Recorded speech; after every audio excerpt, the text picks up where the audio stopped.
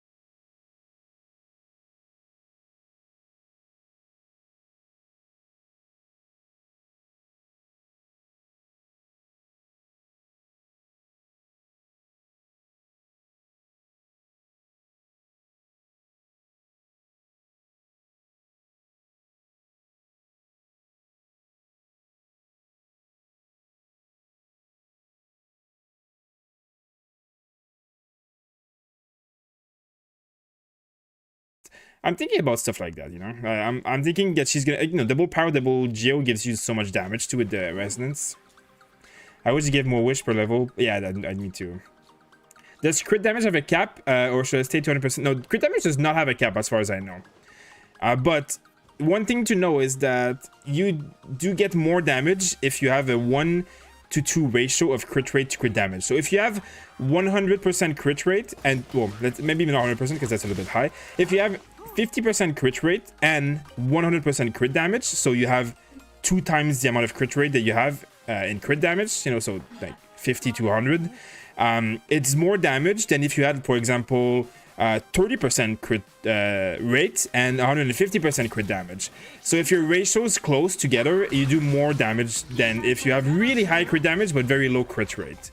So it's always good to keep the ratio close. Like, it's always good to keep your crit rate half of your crit damage, or as close as half as you can, basically. Because it's, even if the crit damage, like, if you have really high crit damage, you're gonna do higher numbers, but your overall damage is gonna be less good, basically. Okay, where is Lan? Hey, thanks for subscribing, Limited. By the way, on Truro, thank you. Thank you, yeah. Hope they give us more Resin as well. Yeah, I mean, who doesn't at this point? This game is just a Resin simulator. Check Lumi on Twitter. I'll check it after. I mean, I'm gonna make my weekly videos on Sunday or Monday as usual. So I'm gonna cover all these kind of leaks. So I usually inform myself on like Sunday and Monday, and I cover all the leaks on the YouTube channels, all the Twitter, and then I make like a video recapping all of the information that has been discovered for the past week. So I make these videos every week on Sundays or Mondays, and then, you know, that will be probably when I inform myself about the new leaks about the Abyss stuff. Are you still having fun playing Child? Yeah, I still think Child is probably the best DPS character when he's like strong like mine with a team like mine, because he just has so much clearing speed and so much AoE. I just, like, I know I have a Diluc with C3, and I have like 5-star weapon and everything. I have a Ningguang with C6 and like some of the best gear and 5-star weapons that exist, and like they're all amazing characters. They're all really good, but they're nowhere near the clear speed that my Child has. Because Child just, what am I doing? Child just has so much AoE. Like, everything Child does is just so strong. And oh, this is the most pathetic attempt at life. My god. Okay, fuck you, crystals. I don't even need crystals anymore. Like, I have like all the weapons that I need, like, leveled up to 90, and then some. Like, I need the thing that they drop, like, for the event, actually. That, like, crystal thing. What is it called? Prostrite shard. I don't know. I want about the Abyss Herald dance. Well, if you want the leaks, you just have to go on Twitter and find out like the people who post about leaks. Lumi is one of them. There's Nep as well. But as I said, I make videos every week, and I cover all the new information, all the leaks, all the stuff that has happened during the week, official or non-official, like, you know, announcements and stuff. So I will definitely cover them on my next. It's called the Genshin Weekly, the video that I make. So it's gonna be covered. Anything that has been leaked the last week and every information that has been learned will be covered in that video. Is it 75% chance to get the Wolf Grayson or stuff of Wombo next weapon banner, or is it 50% just like the character banner? Now, the weapon banner, you have 75% chance of getting one of the 2 weapons, and 25% chance of getting another 5-star weapon that is not what you want. So, you know, 75% chance of getting this, or 25% of getting garbage. I mean, something else that you don't want, but, you know, that's otherwise still a 5-star weapon. So I think it's like basically like 37% chance of getting this, and 37% chance of getting this, which is like, you know, 75, and then 25 of getting something else. So the weapon banner is like the worst, as in the ratio and the chance that you actually get what you want is the lowest out of any banner in the game. Like, you just, most of the time you will not get what you want. It's basically how the weapon banner works. There's so much RNG involved. Okay, let me give these guys my little quests. Okay. Hello there, traveler. Hi, Paymon. Hi, emergency food. Is Skyward Spine good for Utao? Yes, Skyward Spine is one of the best spear in the game, no matter who. Now, it's not the best weapon for Utao, like the Staff of Oma is better, but, you know, even though this weapon has energy recharge, which is not always the best on DPS character, it has really high base attack, and it gives 10% crit rate and 12% attack speed. Attack speed is not to be underestimated. That is a very strong stat. So this here, this is the reason why this weapon is so good, no matter who you put it on. And then, you know, this is extra damage, you know, 55% attack, AoE, great, it's not bad. And then, you know, base attack is high. Energy recharge, it's still maybe not the best stat, maybe not what you would like the most, but it's still not a bad stat, right? So it's still a very decent. Did I do all these weekly buffs? I think so, right? On the last stream? Yeah, I did it all. Okay. I'm farming. Let me go farm. I'm farming the little ice stuff because I'm trying to level up my Chongyun to make a character guide on Chongyun, so. Rare Pokemon Xoraz started on Trovo. I am a rare Pokemon. A rare wild Xoraz. Yeah, I'm not streaming that often, guys, anymore because you know, there's a lot going on with the YouTube behind the scene and a lot of going on in general in life these days. So I have not as much time to stream at the night, you know, also with a busy lifestyle and the dog and, you know, all that. It's not always easy to put 4 or 5 hours in the night time to do streams. So I don't have as much, and I'm trying to make videos and grow the YouTube because, you know, Genshin is very much slowing down. Like, I wouldn't say it's dying, but it's, you know, most people have moved on. A lot of people have quit or play only a little bit here and there. So we're trying to like find other games, and I'm trying to practice League of Legends a little bit so that I can suck less and then make some content. There's a lot of stuff going on, so we're not you know, streaming as much. I'm not. Alex is streaming every day, no matter what, on Trovo for between 3 and 5, 6, 7 hours. So there's always that. And then we have a giveaway on Trovo right now. So you just have to watch and spend mana on the channel up to 5,000. And then you get entered in the giveaway for battle passes and welcome moons and stuff. So for those of you who are on Trovo, you already know about it. And for those of you who might not know, you can go on our Discord, accept the rules, and then you'll be in. Just go to the giveaway channel, and everything's explained. We have giveaways every month. We give Genshin Impact stuff and all that stuff. So yeah, if you're interested, you just have to watch on Trovo for you know, a few hours over the course of the next few weeks, and then you accumulate enough mana to cast 5,000 mana, which is free. It's like channel points on Twitch, so it doesn't cost you anything. And then you get entered in the giveaway. That's how it works. So it's risky to pull the weapon banner. Yes, the weapon banner is one of the worst ratio. Like if you don't mind for any 5-star weapon, then it's okay.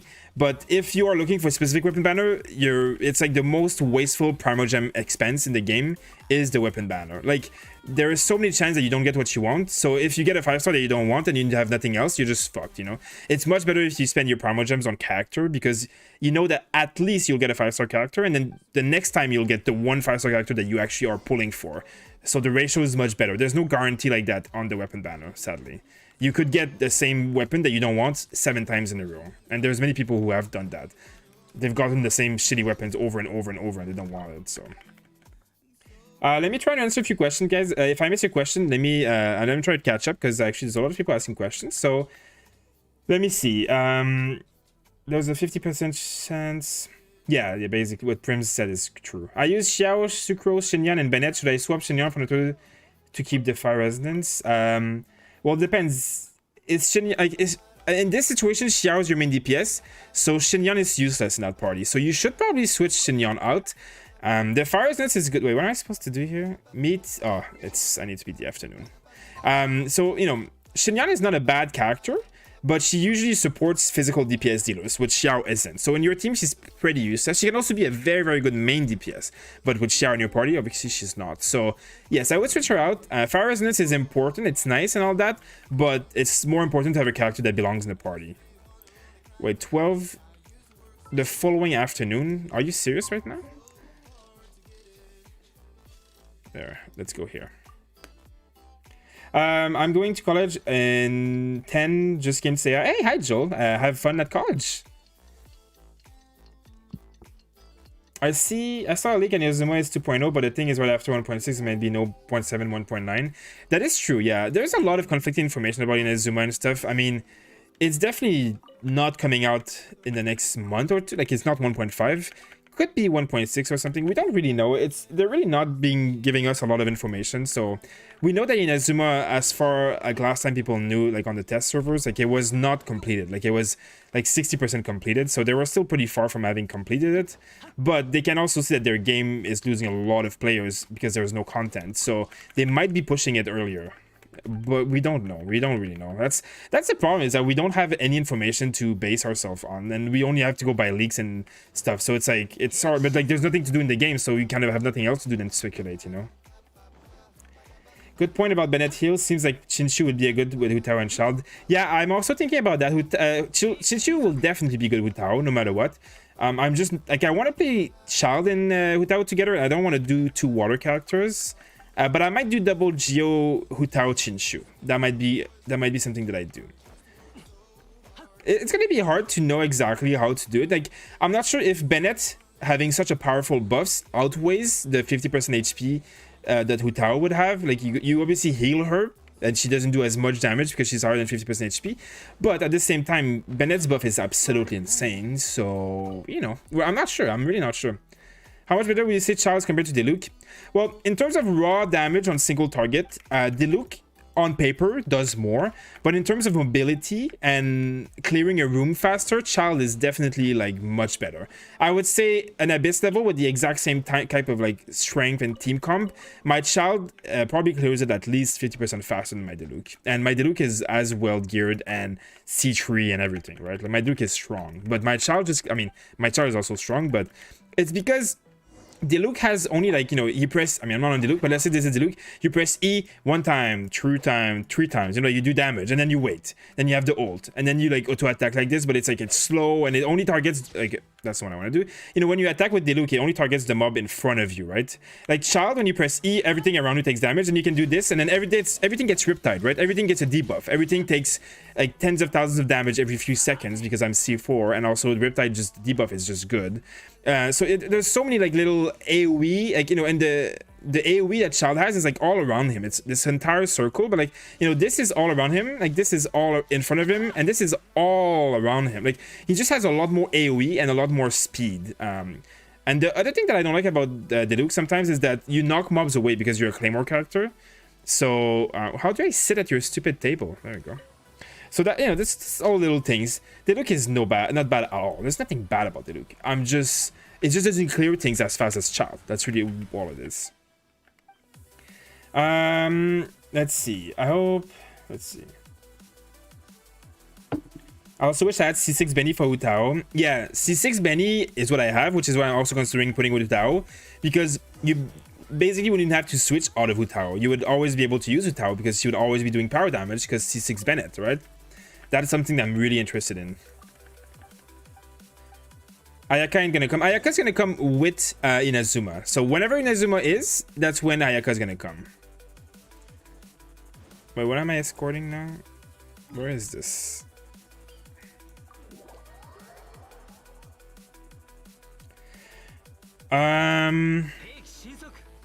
Okay.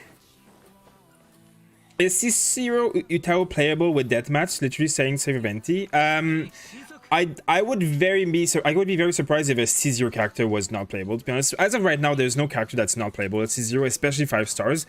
The game difficulty level is really low when you have good gear. It's all about gear, not about constellation. Constellations are overkill. The only thing you need in this game to beat the game is gear, which takes time and resin. But with good geared Xiangling, Amber, Barbara, you could clear the game. So C0 5 stars, they're fine. Completely fine, like completely fine. There is absolutely nothing in this game that requires constellation on characters. The game is way too easy for that. Gear is the only thing that is required. Like, you need high level characters with high level weapon and high level gear. It doesn't matter if it's bad gear. I mean, obviously the better the gear, the better you will do, but like, you know, you don't need like 5-star weapon with refinement levels and all that stuff. A basic 4-star craftable weapon with basic 5-star gear at level 20 with decent-ish stat, but nothing crazy, on a level 80 or 90 DPS will clear all the content of this game very easily. It's all about just having the right gear, having the right builds. Nothing else is really like too demanding, so do not worry about that too much.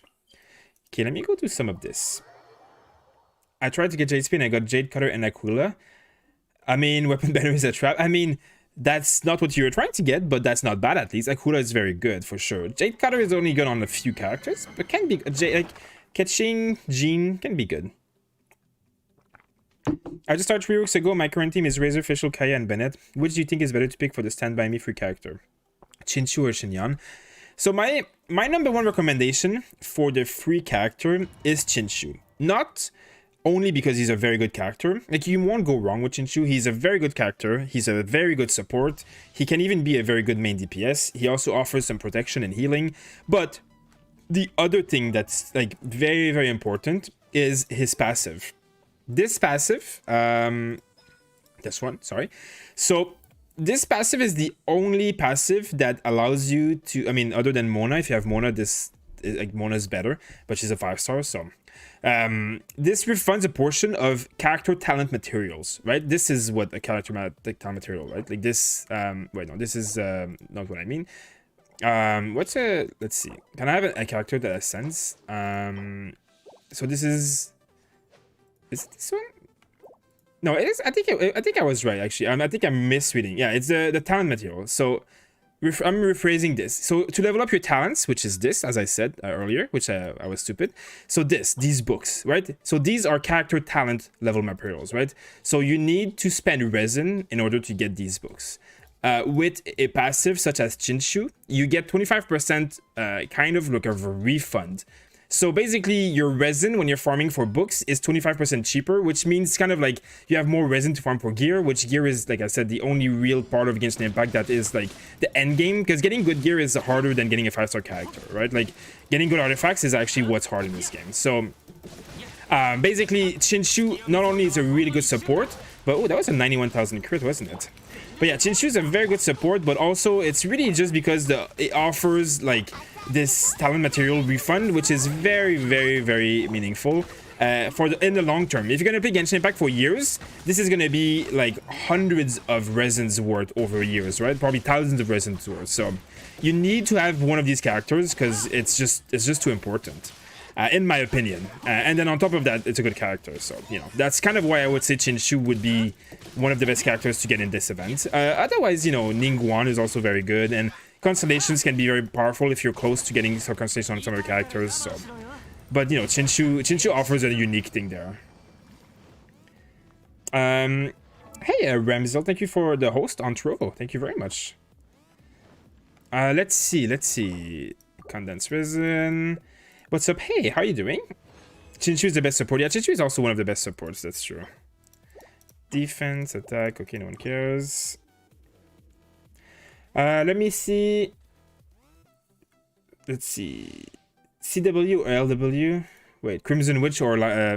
if you're talking about Hu Tao, definitely Crimson Witch. Level Walker is garbage. I would not put Level Walker on anything ever in my life. Just because I don't like it. I mean... I talk about this often, and I don't want to go too much into it, but like, probably in the first place, there are many enemies in this game that cannot be affected by pyros because they have their own elements.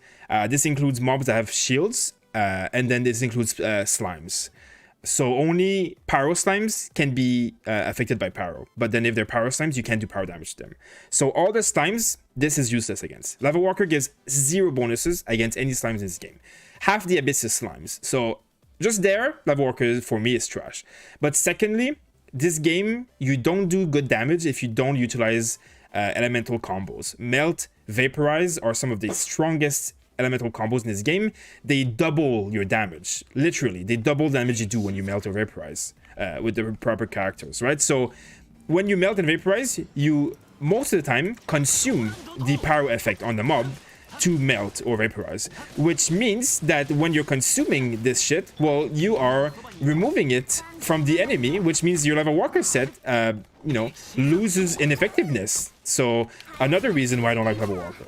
And then, you know, there's more, but that enough. Like, it's already enough, and the damage that Level Walker gives is not as great as people would like to think, because pyro damage bonus of 15% is almost already worth as much damage as Level Walker gives, because pyro damage is really, I mean, you know, it's just really good. It's really close. And then on top of that, Crimson Witch, you can gain up to 35% pyro damage with that set. So it's already like better than Level Walker on characters like Diluc and Bennett and Xiangling. So the only thing is Hu Tao won't be able to get the max stacks, so that's one of the downsides, but they are going to be... I think it's still going to be better on Hu Tao no matter what. I think 4-piece Crimson Witch or 2-piece Crimson, 2-piece Gladiator is going to be the only sets for Hu Tao. Okay, let me get my gear here.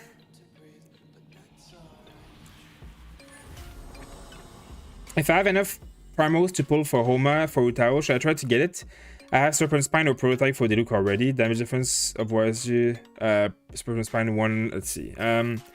The damage difference will be big for sure. But the Staff of Homa, if you're gonna get Hutao, it's gonna be the best weapons by a lot. Sands with HP and crit damage. That's pretty good for Hutao, I guess. So what I would suggest is that pull for Hutao first. Then if you have a lot of Primal Gems left, then you can try and do the weapon banner. But the chances are that you're gonna have to go to pity 2 or 3 times before you get the Staff of Homa.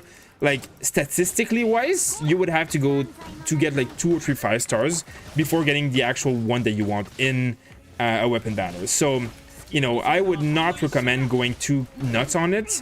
But Staff of Homa and Wolf Gravestone on a banner is going to be one... Okay, I'm doing whatever I'm doing here. It's going to be one of the best banners that we've seen in a long time because 2 of the weapons are going to be super godly. So it would be not the worst weapon banner to pull on. But still, before you pull on a weapon banner, make sure that, you know, you're not needing anything else, like, with your Primal Gems. Because the chances... I've seen whales spend tens of thousands of dollars on weapon banner and not get the weapon they want. You can get the same weapon over and over, like dozens of times. It's absolutely insane, the weapon banner. The ratios are so bad. Hey, Chris V, by the way. Chris Viz. Sorry, I didn't say hi, but hey, a Battle Pass. What am I saying, Battle Pass? Princess of Doom, nice to see you. The Battle Pass weapon is just to make gearing artifact a bit better. Let's see. The Battle Pass weapon just make gearing up artifact a bit easier. Yeah. The Battle Pack weapon just basically saves you from crafting refined levels of other weapons. The Battle Pass weapons are like, you know, they have crit on them. It's one of the best stats. It makes you available some really good weapons that are hard to come by otherwise, as we know how hard it is to get a prototype weapon to drop from one of the world bosses. So it just helps there a lot. 2 Crimson, 2 Noblesse for Hutao, maybe. That's also gonna be a very possible scenario. Here are my child stats, by the way, for those asking. Would you say your opinion Lava Walker extends to the pseudo sets for... yeah, my opinion does extend on Thunder Pseudo as well. It's the same exact scenario. The one difference is that Electric Element removes itself less easily. In considering the combos we have. So Melts and Vaporize, they remove fire element instantly. Electro Charge does not... I'm not an expert exactly on how it works. I don't want to give any information that's not completely accurate, but from what I understand, when you do Superconduct, I think it consumes it, but when you do Electro Charge, it does an AoE and it spreads the element around for a few seconds. So there is a possibility that you can keep electricity on enemies for longer. So in theory, Thunder Suitor is a little bit better than Lava Walker, but still it doesn't work on slimes. Like, that's still accurate. Slimes cannot get affected by elements other than their own, and then that means that if you're doing electro damage to an electro slime, you're not doing damage anyways, so it's, you know, that still applies. I'm not a big fan of these sets in general at all. It's just how it is. Oh yeah, I'm going to the city to craft more of this. Let me just change the song because I don't like that song. There we go.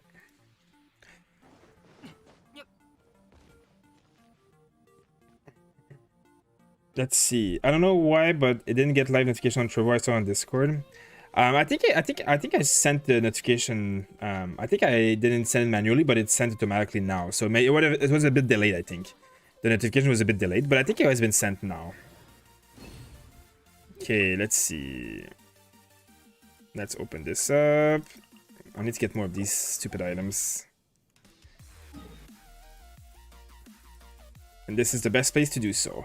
Okay, this domain is rigged. I have so many good God Roll Lava Walker. Yeah, this domain is the worst. There's so much more Lava Walker that drops than Crimson.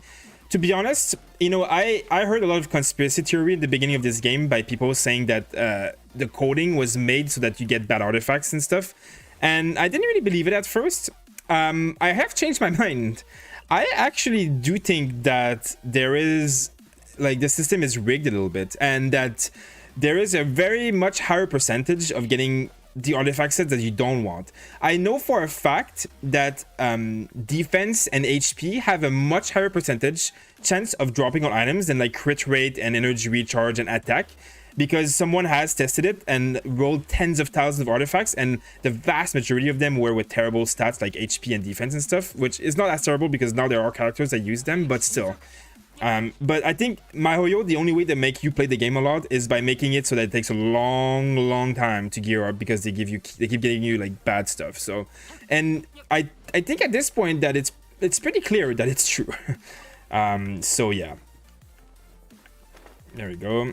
I mean, I know I didn't get them out. Oh, there's one more. Can I get it? Oh no, I'm dead. Okay.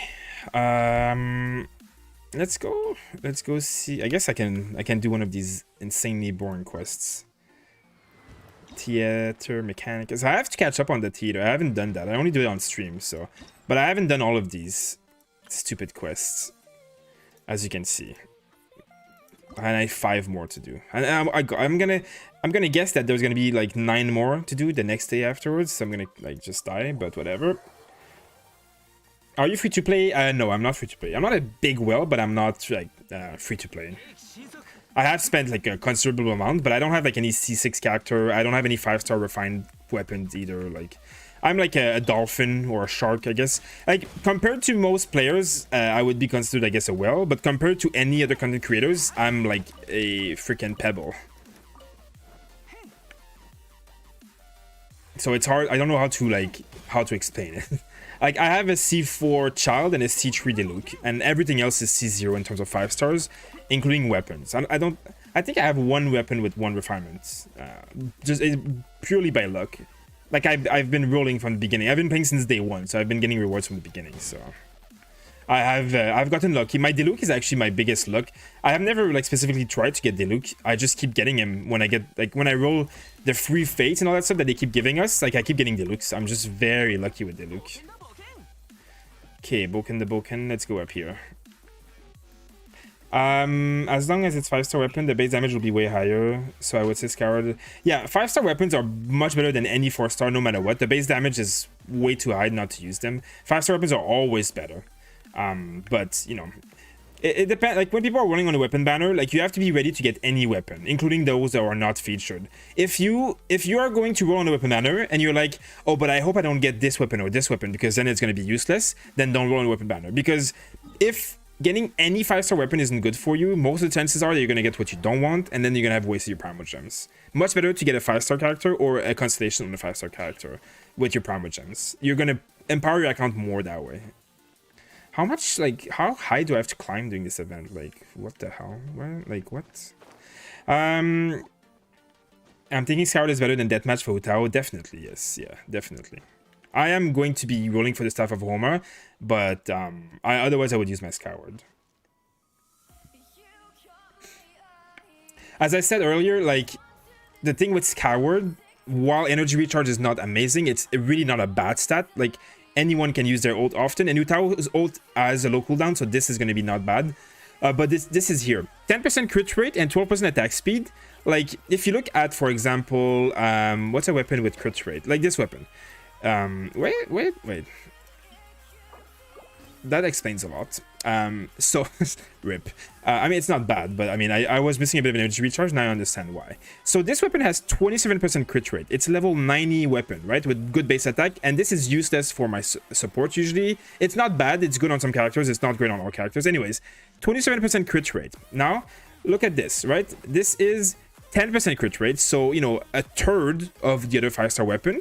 Like, you know, and then 12% attack speed, which is very valuable. So this in itself is almost as good as crit damage or crit rate here. And then energy recharge is a bonus on top of it, and this effect deals damage on top of it. So it's just, Skyward Spine seems at first glance to be a bit unimpressive because of the energy recharge, but the passive on it actually makes up for it. Now, sure, Staff of Homa and the Jade Spear are probably still better for some characters, but not by much. Not by much. Not by as much as people think.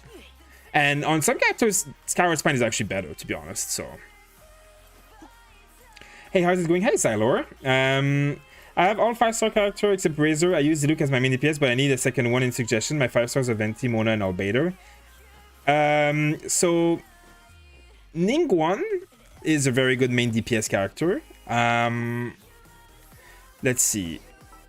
So you said you have all characters, all 4-star characters. I mean, Venti, Mona, and Albedo are not really main DPS, so you can't really use them. So Diluc is your main DPS. So your second one, Ningguang, is very decent. Let's see. Beidou, very decent. Chang'e can work very well. I mean, Noel if you have C6. Xinyan if you have C2 or C4, very good main DPS. Obviously Jean, but that's a 5-star. Let's see. Xiangling, also very good main DPS. You can even do Fischl as main DPS. It will like just whichever character you like to play out of those characters. Go for it. Okay. And these are like the most tedious quests I've ever done in my life for really not much satisfaction. I started using my C4 Xinyan and I didn't realize how OP she has at the PX. Yeah, Xinyan, especially at C4, is mostly, I would say, much better DPS or very similar to like a Razor at C4. They're very, very similar, but I think Xinyan might even be better. Which is funny because when Xinyan released and Alex built her as a main DPS physical damage, everybody was saying that she's trash, and in the comments were like, no, she's so bad. Now, there are so many whales who use Xinyan as a main DPS because she's that OP. Xinyan is actually stupidly OP as a main DPS when you have the right gear for her. She's very powerful. Very, very, very powerful. Okay. Flash Fist Ling. Oh, cool name. Let's see. What is your Hu Tao artifact set? I'm going to do most likely 4-piece Crimson Witch. 4-piece Crimson. So this is how I'm going to build my Hu Tao. Like Diluc, but I'm going to do HP here. Pyro damage, and then probably HP here, though maybe crit rate. I mean, crit rate or crit damage is really good. Maybe HP, I'm not sure about the HP here. Maybe with Staff of Homa, the HP will out DPS. I'm not sure though. I think crit, pyro, and then HP here. And then you want to get HP percentage in the substats. You want crit rate, crit damage, HP percentage in like kind of like your substats. Attack percentage and attack on Hu Tao is actually very bad. Reason being that Hu Tao has one of the lowest, no, actually Hu Tao has the lowest base attack in the game. So she has like all these attack percentage bonus go off of your base attack. It's a percentage of your base attack, right? So if you have really low base attack, so that's why 2-piece Gladiator on Hu Tao is actually not going to be that good. So yeah, basically kind of what I was saying earlier about the artifacts on Hu Tao. So Crimson Witch of Flame 2-piece, first of all, 50% power damage is really good, right? The other option for Hu Tao would be Bolide, this set, right? So this gives 40% normal and charge attack damage. Now this does not work on ult damage, and this does not work on like Hu Tao has like a Riptide effect, like Child, like you put a debuff on the enemy and it does fire damage to them. Now this does not boost that, right? And those ult and Riptide effect for Hu Tao are going to be a significant part of her damage. So this Bolide set will boost her main attack damage and her charge attack damage, but will not boost anything else. And then 40% normal attack damage is not 40% damage. This boosts the normal attack or the charge attack damage by an additional 40%. So if you go in here in your talents and you click on any talents, so 1 hit damage is 130%, right? 4 hit damage is 195%. Add 40% to that. So 4 hit damage would be 235%. Is it higher? Yes. Is it 40% of 195? No, because that would be almost 80% extra. That would become 270%. It's not that. It's 230 something percent. So it's an additive stat, right? You're adding percentages to these numbers so that it hits harder, but it's not like your number, you do 1,000 damage, it's not 40% damage extra. You don't do 1,000, like 400 damage suddenly because you have Bolide on you. That is not how Bolide works. That is not how Gladiator works. It's very different. Normal attack damage and percentage damage. There's not much that gives percentage damage in this game. These are pyro damage. So if your damage is pyro, it's going to be 15% higher.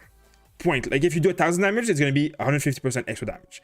And this is all additive. This is all like all the power damage is added together, and then it's a one big percentage, and then you do that much more damage. So 15% power damage, in my opinion, is worth almost as much as 40% normal attack damage. So in my opinion, Bolide is not going to be that great on Hu Tao, because this is going to boost everything that she has. On top of that, this here, this is the big kicker. Increasing overload damage and burning damage is meh, you don't really care about that. Increasing vaporize and melt damage by 15% is actually huge, because vaporize and melt are the highest damaging combos in the game and are the reason why pyro characters are the best characters in the game. It's also like hydro and ice, you know, when it works. So Ganyu and Child. So these are the best reactions in the game. Now you do 15% more damage with them. Hu Tao will definitely, if you're playing Genshin Impact right, you are doing these reactions. If you're never getting Vaporize and Melt, you're not playing Genshin Impact right. If you're using a power character like Hu Tao. So you need these reactions. And for them to, you know, for them to be boosted on top of getting power damage. And lastly, this two-piece bonus here increases this effect by 50% up to 3 times. So basically you can gain an extra 22.5, I think, percent power damage. So this entire set can be equivalent to 37% damage, which is insane. It's absolutely insane. This set is broken as hell, which is why it's the best on Diluc and other characters. Now, Hu Tao's E has a long cooldown, so the max 3 stacks won't happen, but you'll get 1 stack. 1 stack is still 7.5% damage. So this set is going to be 22.5% damage. 22% damage, as like, again, probably much better than 40% normal attack damage. So this is why I'm thinking 4-piece is going to be the best. Could it be better? Could there be better sets? Maybe, but I don't think right now in the game there's anything better. As I said, Gladiator, 18% attack. She has the lowest base attack in the game. Pretty trash. The other situation, this one. So this is the ult damage. So if Hu Tao's ult is really powerful and you have low cooldown and high energy recharge and all that stuff, this could be 2-piece with this. So 2-piece pyro and 2-piece noblesse, which is what, you know, which most characters do. I mean, like, you know, kind of like this. I have 2-piece hydro, 2-piece noblesse. It would be kind of how Hu Tao would be played otherwise. So I'm not sure. I haven't tested it. We're gonna have to wait for the characters to come out. But my opinion is that it's gonna be the best. The 4-piece crimson. Or the 2-piece noblesse. Those are going to be my options, in my opinion, at least. Hi, Nat Coco Goat. Let's see. I started using... No, I said that. Should I consider using my 50-50 pity on Hu Tao while waiting for Ayaka? I mean, I can't make that decision for you. Should you consider it if you want Hu Tao and you like Hu Tao? Yes. Wait a few days. Wait until I get her. Come watch my stream and see how she plays. Ask me some questions. I'll showcase you, you know, how she is. And then you can decide if you want her or not, you know? Pull Razor artifact on her with her Grand Span Claymore and she was doing more damage than my Razor. I agree. I think Xinyan is a better DPS than Razor when she has Constellation. I do think she's really powerful. Would like to know for Diluc, does the ulti add damage? Wait, the ulti add damage for normal attack? No, Diluc's ult transform his normal attack in Pyro. So his normal attacks become Pyro, but it doesn't add damage. But when you have the Crimson Witch of Flame set, being Pyro means that you're getting a lot more damage. So it's why it's, you know, why it's good. Okay, let me see. Hu Tao good for free-to-play player? Most likely. I mean, we don't know. She's not out yet, but I'm pretty sure she will be. Can you show us your Bennett artifact and stats? If you type !mark Bennett or !mark like any characters, we have character guides for almost all the characters in the game. So, you know, my Bennett has like a full Noblesse Oblige and it has HP and healing bonuses and stuff. But I have a full guide on Bennett on the channel. So if you need information on these characters, how to build them and stuff, like I have made guides for almost every character in this game. And the ones that I haven't made, Xeno has made them. So we have character guides for almost everything. So if you need, like, you know, builds and stuff, you'll get much better served there than on stream when I can just do it quickly kind of thing. Okay, so I haven't done any of this shit. Let's do it. Gene is the oh shit button. Let me see. If she's the lowest base attack, wouldn't she be considered very low in the tier list? Well, that's the thing. Hu Tao is going to have one of the lowest base attack in the game, but when you press E on Hu Tao, most of her damage, most of her HP, not most, but like a big percentage of her HP gets converted into attack. So she has very low base attack, but when you press E and you activate your ability, she goes into a stance where she transforms some of her HP into more damage, more attack. So that's how she makes up for it. So yes, it is low, but the ability makes it work, if that makes any sense. Okay, how did I do this last time? I think it's Hydro here, and then Cryo here, right? How much point do I have? 480. And then Cryo here. Will I be able? No, I only be one more. So then I get I put Electro here. Okay, and then I guess we wait. And then I'll put an Electro there. Okay. Do you think that was going to be broken? I mean, I think every new character that's going to come out is going to be as strong as the last ones or better. Because otherwise people wouldn't pull for them. So I think Uta will be either as strong or similar levels as Child and Ganyu and Xiao, or slightly better. But I definitely think she will be, you know, in there. Oh, that doesn't work. Whatever. Whatever, you can just go through. I mean... There. Am I helping him by doing this? There, you're frozen. Okay. I just need to have enough to do the electricity one here. Okay, let's do it. There we go. I guess I'm just waiting here. La la la la la la. Thoughts on, yes, Sakura maybe being a crossover character? I'm not well versed enough in that kind of stuff to know. I have absolutely no idea. Though, what I can tell you right now is that there is a very, very high correlation between Genshin Impact and Honkai Impact. They have a lot of characters that are inspired from Honkai Impact, including Venti and quite a few more actually. And many people are saying that the Archon of Electricity, Baal, is going to be very, very much like Raiden in Honkai Impact. So there is a lot of possibility of crossovers. I would really not be surprised if there was any crossovers. Okay, let me put this mine here. My oh shit button mines. How do you talk so fast? That's a good question. Practice, I think. Practice. Can you explain how much health we need to Hotao for max 140% attack boost? Is this pyromechanic? Do I want that? So the health on Hutao that you will need in order to do more damage, it depends on the weapons that you're using. Okay, let me just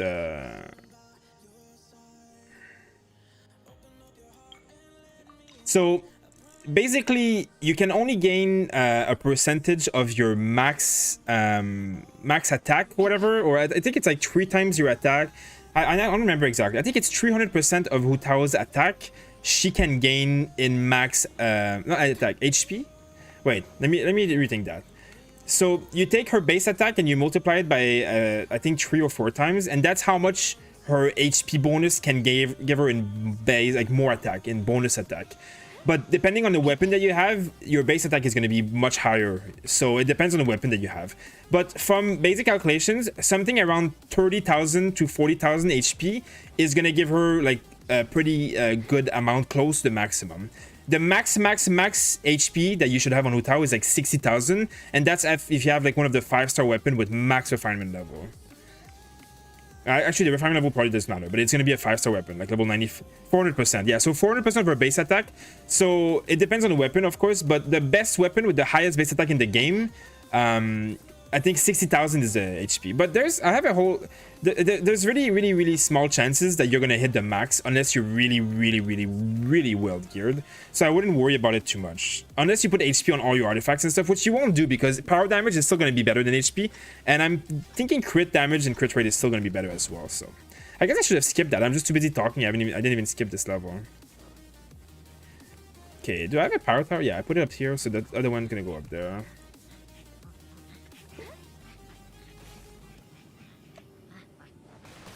Nice. I need to put a power tower up here. Why are you not playing Earth with me? It's a good question. That's a good question. Maybe I will after. I like playing Earth. I've been playing League of Legends Earth. It's been pretty fun. When I have time. I haven't been playing all week actually, but... let's see. Okay, let me put this here. They changed it on the Hunter to 1%. Yeah, okay, that makes sense. Grinding to catch up with everybody at AR55 is hard. I left the game for 3-4 months. I'm not saying play again. Would you recommend to grind AR? I mean, do all the quests and stuff. There are so many quests with the event. There's nothing to do in this game to grind AR, but refresh Resin and do the quest. Like, if you've like opened all the chests and stuff, but of course, like you can't, you know, find chests and all that stuff you can do, but it's not something you can really control unless you wanted to spend hours every day. So really, yeah, my only suggestion is just, you know, keep leveling up by doing quests and all that stuff. Now, you know, of course, right now there's an event going on, there's a lot going on, so it's a perfect time to do that.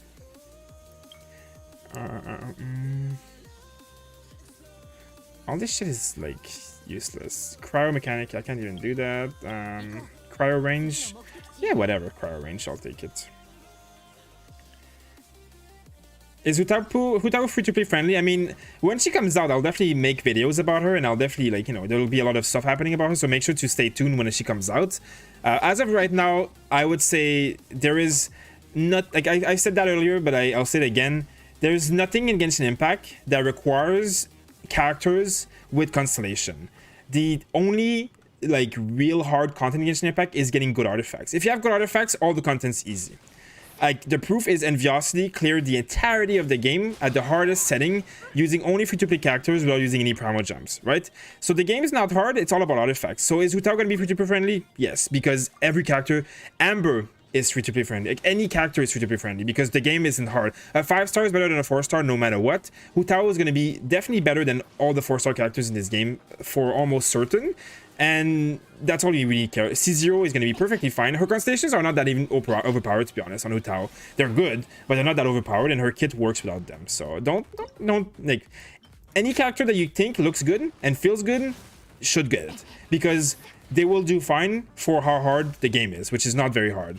Again, the gear is the only hard content in Genshin Impact. Getting good artifacts is the only thing that will hold you back. The characters themselves is not a factor. Like, obviously, you know, constellations make them stronger, but it's not necessary at all. Not even a little bit. I personally don't have constellation on any 5-star characters, but my child and my Diluc, I didn't have constellation on him for a while, and it doesn't, you know, it doesn't hinder me. I could use any of these characters and do fine with them. 4 stars constellations are much more valuable to me, like, as in, you can do a lot of different builds using 4-star constellation. 5-star constellation is not even worth it for free-to-play characters. Like, it doesn't matter. I think I can aim for 50k HP and get Scarred Spine. Yeah, I mean, I don't know if I don't even know, like, you're gonna get HP on the Sands and that's about it, so I don't even know if you're gonna really need, like, that. I'll have to check, like, when we get Hutao, but I don't think HP everywhere is a build on Hutao. I think she needs the power damage and the crit damage, or the crit rate, so. Okay. The Scarred Blade can be used as DPS weapon. If you talk about the one-hand weapon, can it be used? Yes, but it's not the best weapon. Is it better than 4 stars? Most likely, but not better than any other 5-star. Oop, I pressed that by mistake. Whoopsie! Let's start the wave anyways. Shall I wait for Venti or pull Hutao? Completely up to you. They're both going to be very strong characters. Now, if you want to make Genshin Impact even easier and, like, make domains last like 10 seconds instead of like 15 seconds, Venti is your guy. Because he just makes, like, easy content so much faster. It simplifies your life. You can just one-shot everything and like, group them up, one-shot it, move on. But if you want to, like, you know, play with character, like, Venti's role, that's it. It's CC, and it makes everything easy, but, like, it's not that fun. You press Q and that's it, right? Like, it's not that great. If you want a character like Hutao, where, you know, there's fun combos and comps and all that stuff, you know, it's different. Also, Venti, in the late level of the Abyss, where there's a lot of mobs, that can't be CC'd, which is not really the case right now, but was the case in the previous 2 levels. Venti is kind of useless on a lot of the last levels. It's still definitely fine, but a lot less strong So, you know, that's something to consider. Like, I don't use Venti on Abyss 12 a lot of the time, but on Abyss 11 right now, Venti is very good. Abyss 12, Venti is pretty trash. I mean, right now it's not that bad, but with the GOV shop and stuff, they can't really be sucked in anyways, I don't think, right? So, but the first level 12 was like all big mobs and stuff, like Venti couldn't do shit against them, and it was pretty useless, so. It depends, you know. Like, the big Fatui guys, Venti is pretty useless against, so. But again, if VRC can clear Abyss 12 with C0 Xiangling, C0 Barbara, and C0 Amber, you can clear Abyss with whatever the hell you want, including like Venti and the Hu Tao. It doesn't matter, right?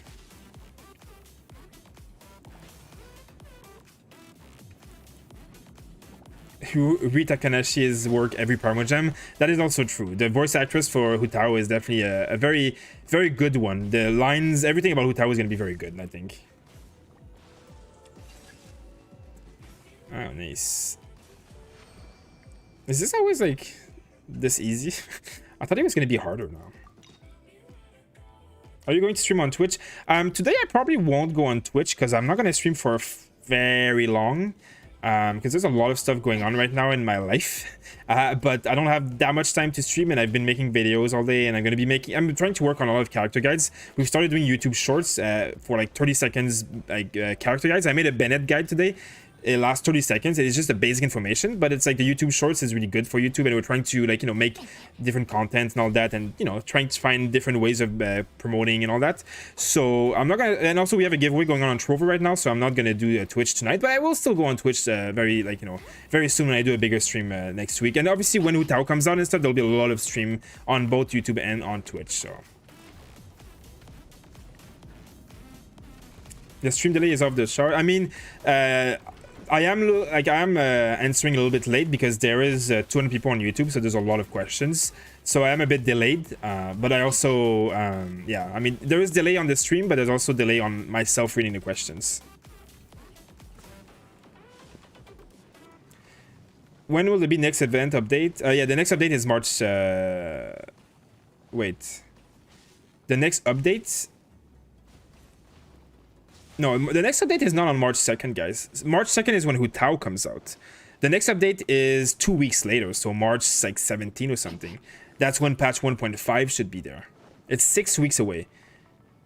But Hu Tao should come out on March 2nd.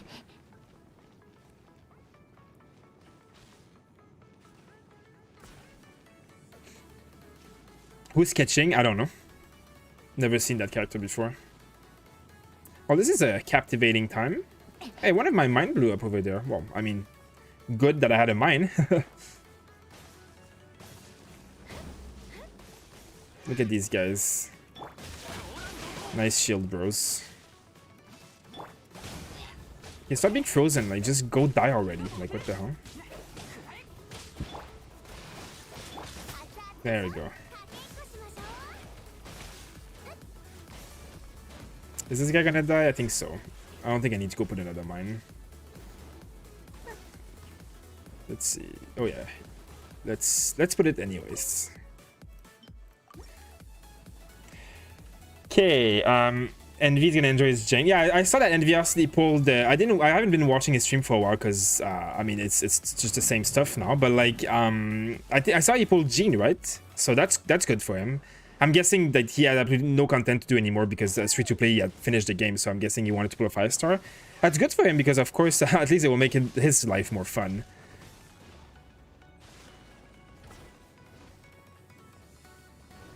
So that was confirmed. I mean, she's confirmed to be coming for sure. I mean, I've made a lot of videos about this already. There is so many leaks and proof that Hu Tao is coming supposedly on March 2nd, but I would still say that Mario could change things last minute. Like, Mario can do whatever the hell they want, so it's not confirmed, but it is very likely that Hu Tao will be coming after Kitching. There's a lot of stuff that they, like, themselves by mistake released the information. Like, there's been a lot of like little things here and there that they've released on the Apple Store and all that stuff that kind of showcase that it will be definitely Hu Tao on March 2nd. But again, it could change because Mario can do whatever the hell they want. Like, it's not confirmed by them. If it's not confirmed by them, it's not confirmed. But, you know, it's very likely. Albedo banner, I got all the 4-star to C6 and top it off with still an Albedo, only $200.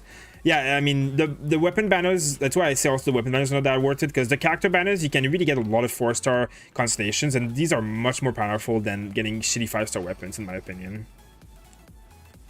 Oh, this is only wave 5. Let's do the most expensive one, because what else am I going to do with my 2,300 Beneficus point?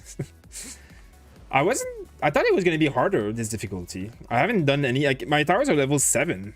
I didn't even level them up since last time. But I mean, it is what it is, I guess. When is Rosera coming? Next patch, 1.4. All C0, best in slot weapon and artifact. Can you rank best to worst? Child, Xiao, Ganyu, Diluc. If you have best in slot weapon and artifacts, Ganyu is definitely number 1. Ganyu has the highest amount of damage output per second of any character, but her gameplay, sometimes the archery thing doesn't work perfectly.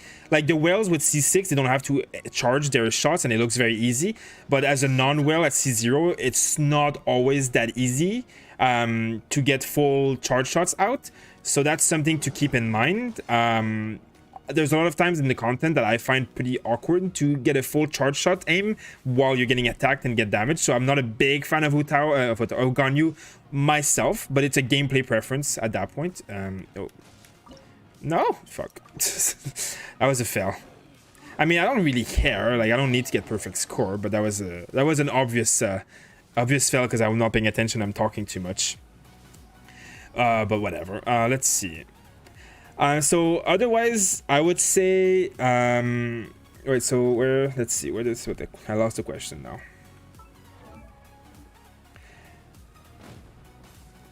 Where? Oh, no, fail. Let's put another one. So it was, I would say Ganyu is still first in terms of damage. Second, I would say it's a pretty close between Child and Xiao. I prefer Child, but at C0, Child's a little bit trickier to use, unless I feel like the future of Genshin Impact is gonna have like teams like Child and Xiao, not Child, but Child and Hu Tao, for example, where you switch between characters and never have a downtime. And in that case, I would definitely pick Child over Xiao myself.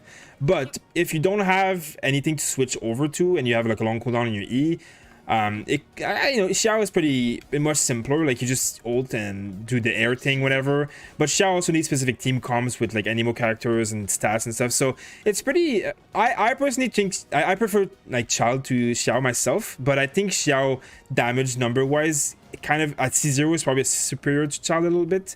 But I would say Child is still ahead of Diluc otherwise, just because its clear speed is way faster. But Diluc can probably do more damage on paper.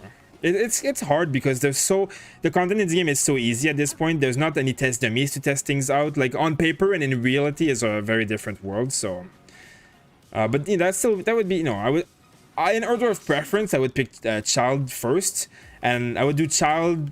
Ganyu would be fourth in my opinion because I just don't like her for a lot of the content as a main DPS. As a support, it's a different story, but. Like in my order of preference, it would be Child, Xiao, Diluc, Ganyu.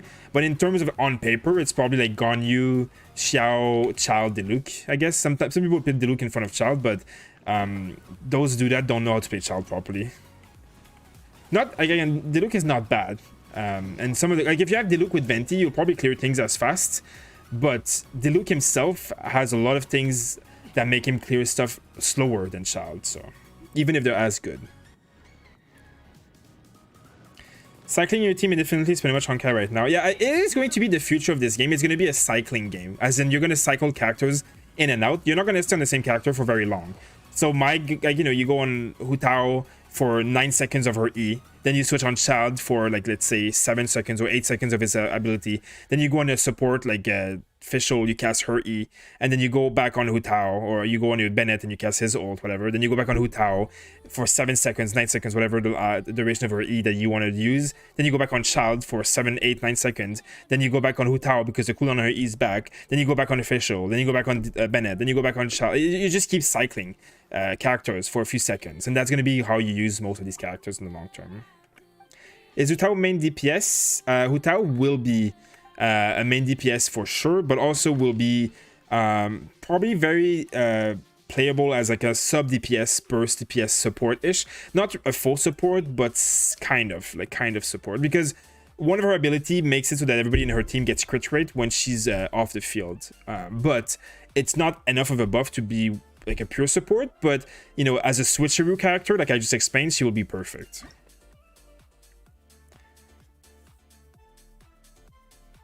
Don't forget Klee. Yeah, I mean, I don't forget Klee, but the person didn't include Klee in his list of characters. So Xeno, you guys can expect to see every question. Xoraz, are you challenging me? Yeah, it's true. I just saw that. I know you asked that way earlier, but I just saw it. Xoraz, a child sim confirmed. I mean, definitely. Child just has the cleanest, most smooth, and fastest clearing gameplay in the game for me that I've tried of any character. So this buffs the other towers, right? What does it do? Oh, I guess I didn't want to do that. So increase the buff. It doesn't say what the buff does. Where's the buff? Okay. Whatever. So this is the hardest difficulty I can do so. Okay. Hi Cytogen, nice to see you. I have leaked for version 1.4. I mean, I have seen a lot of leaks for version 1.4. I've made videos about all the leaks for version 1.4, but I mean, I'm sure there's more that I haven't seen. So I mean, feel free to share them if you'd like, but there's a lot of stuff that I know about 1.4 already. Wait, I haven't done this level before. So there's gonna be, I'm guessing, another door that opens here eventually, and they'll go in here. Yeah. And then these ones. So this is gonna be a place to put pyro towers, I guess. So I think hydro here. Does this work? I don't really get this one. I guess I might have to do it and fail a little bit. So I'll put hydro in the front. And then cryo here. Now this one's gonna be harder because it's not a 4 square. I guess I'll put electro here. And then cryo here. And when they die, I will put a electro here, I guess. I think so, right? Yeah, I mean, I probably should have put the hydro. No, I don't know. This is fine. This is fine. So electro down here. Well, actually, I probably just put the electro here. Make it pretty even. And I can put fire towers in the back here. And they can shoot the remnants. This one here could probably work for down there too, huh? Whatever. Imagine the future character like Child. 5 seconds cooldown is still different. Well, Utawa has a lot of similarities to Child, so I'm pretty sure we'll keep seeing these kind of similarities for sure. So this is the buff tower, right? I guess let's build it. Why not? I don't know if it's good, but... Alright, I guess the towers... Oh wait, can you climb up here? Ah. Close the bridge. I see. I'm not sure that what I did is really good right now, but... Defeating monsters give less... I don't know if I want to do Fearless right now, because I'm pretty clueless about what I'm doing, so... Hi Xoraz, I love you. Hi Rizby, I love you too. I think... Should I put a pyro here? Yeah, this pyro will be able to attack like both sides, so... I don't have the points, whatever. But then I have to build down there before I get screwed.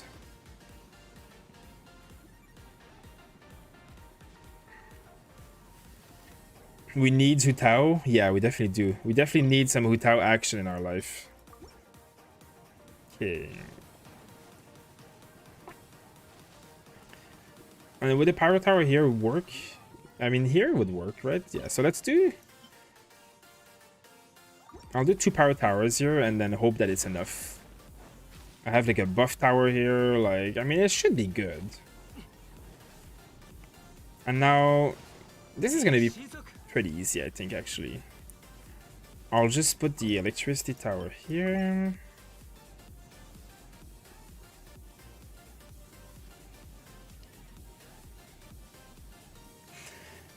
Let's see, hello Xoraz, hi, how are you doing? Explosion, yeah, everybody who knows Hu Tao's voice actress is gonna be yelling.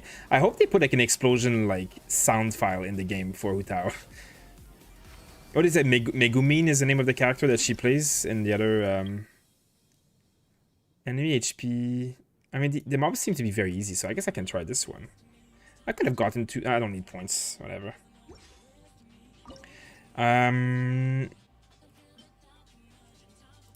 So this. Oh yeah, so it is here now. So what is the route that they're gonna take? Oh, so they split up and go here. That's shitty. But I mean, I'll put a hydro here and I'll be good. Hopefully. I should probably like put mines up there.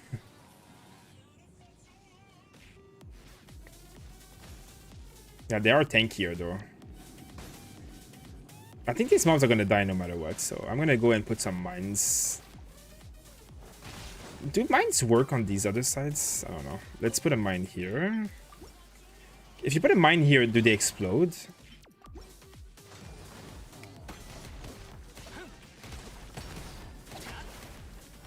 Where are you going? Where are you going? There you go. Child just blocks them. Okay. I need a hydro here. Then I have maximum tower, really? Oh. That's something I find is like very little amount of... Like, you can't really do a lot of fun combos because there's really little amount of towers you can actually build. I don't know if this mine is useless here. I think it is, so... There, do some melts on this face. There you go. Let me put a mine... Like, I'll just put mines up here, why not? Wait, that's not what I was building. The fuck? There you go.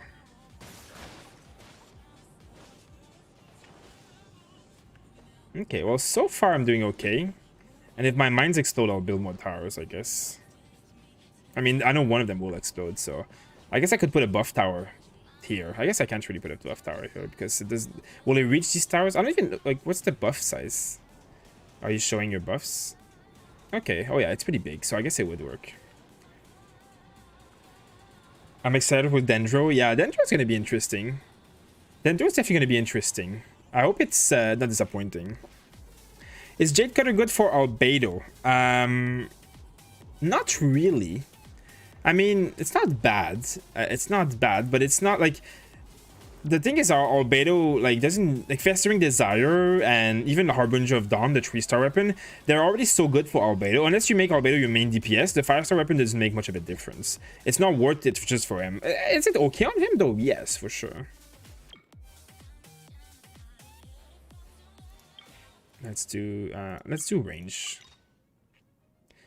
Jade Cutter have 44% crit rate. I mean, that's true that the crit rate of Jade Cutter is going to be very useful for Albedo. Like, it's really not going to be bad for him. Like, as I said, it's not... Like, I mean, it depends... I guess it depends on what you're using Albedo for. Like, the crit rate is nice, but the First Ring Desire boosts the damage of the E. And then I prefer Harbinger of Dawn because it gives a lot of crit rate and crit damage.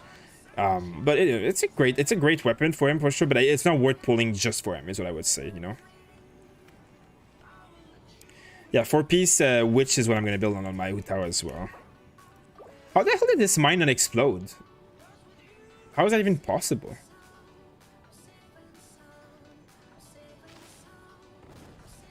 Now it exploded. There. What else to do with your mines? Wait, what the hell? There we go. Bam. Get shit on, nerd.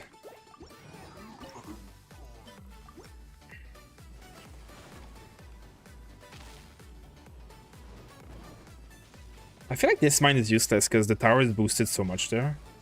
Actually, even this is useless.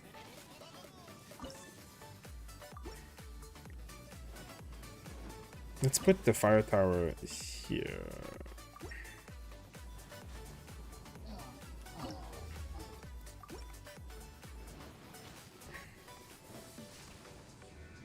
There. I'll put a fire tower. Wait, here? I don't know what I'm doing. That's fine, right? That works. Do you buff my tower? No, you don't buff it. I'm just scared that I'm gonna wipe down here, so I'll put a fire tower here.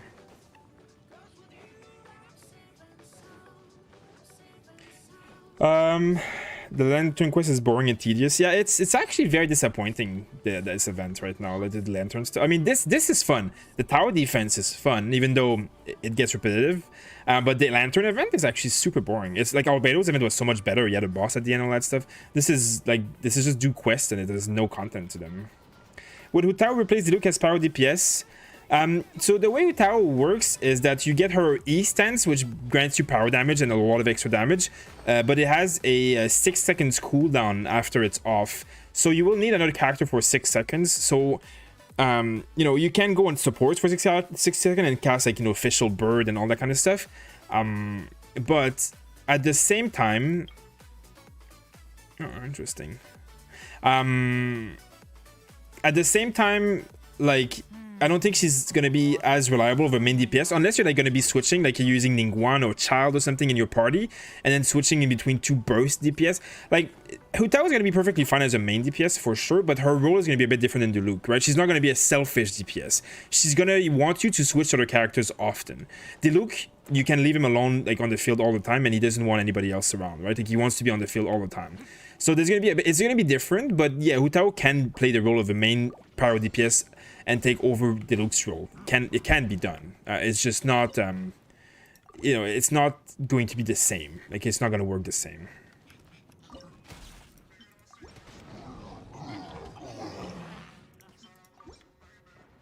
Well, that was easy.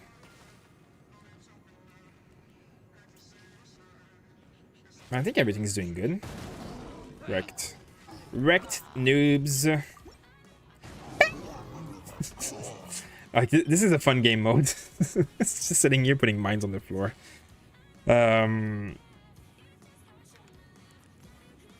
Is Venti a must pull? A must pull? I mean, it's not a must pull, but it's one of the characters that makes the game easy mode the most. The ult on Venti can literally make an entire level a joke. Like, it just, like, you know, it has so much range, it sucks all the mobs away and stuff. It's just, against big mobs it sucks, but against small mobs it's amazing. Is it a must pull? Not really, because you can clear the entirety of the game without a 5-star character. So Venti is, as, you know, is it a very impactful character? Yes. A must pull? No. There's no must pull in this game because the game can be cleared with Ember, so it's not hard enough to warrant must pulls. Must pulls are characters that you enjoy playing. You enjoy playing this game, like, you enjoy some of your characters, like, you're gonna get bored of this game if you play characters you don't enjoy. So play the ones you enjoy, because otherwise you're gonna get bored. Yeah, let's do one more tower.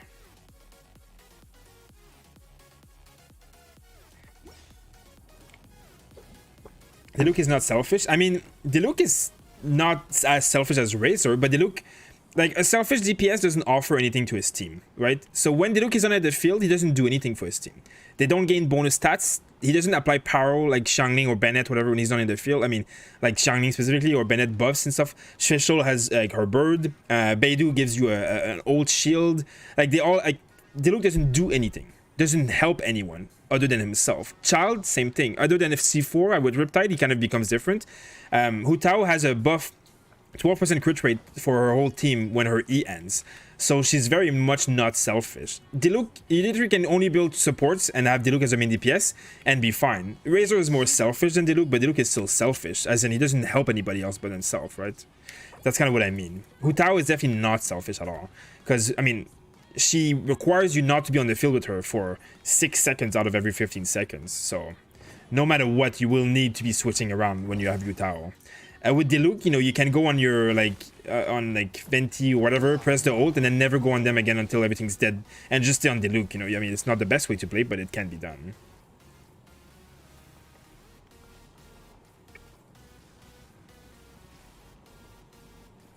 Finger crossed they do a shadow buff and make Hutao's equal down 12 seconds.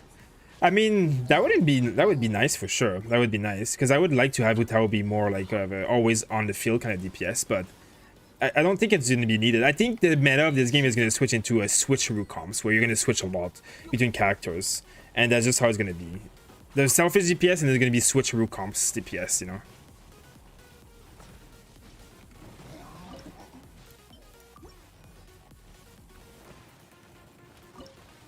There we go. No?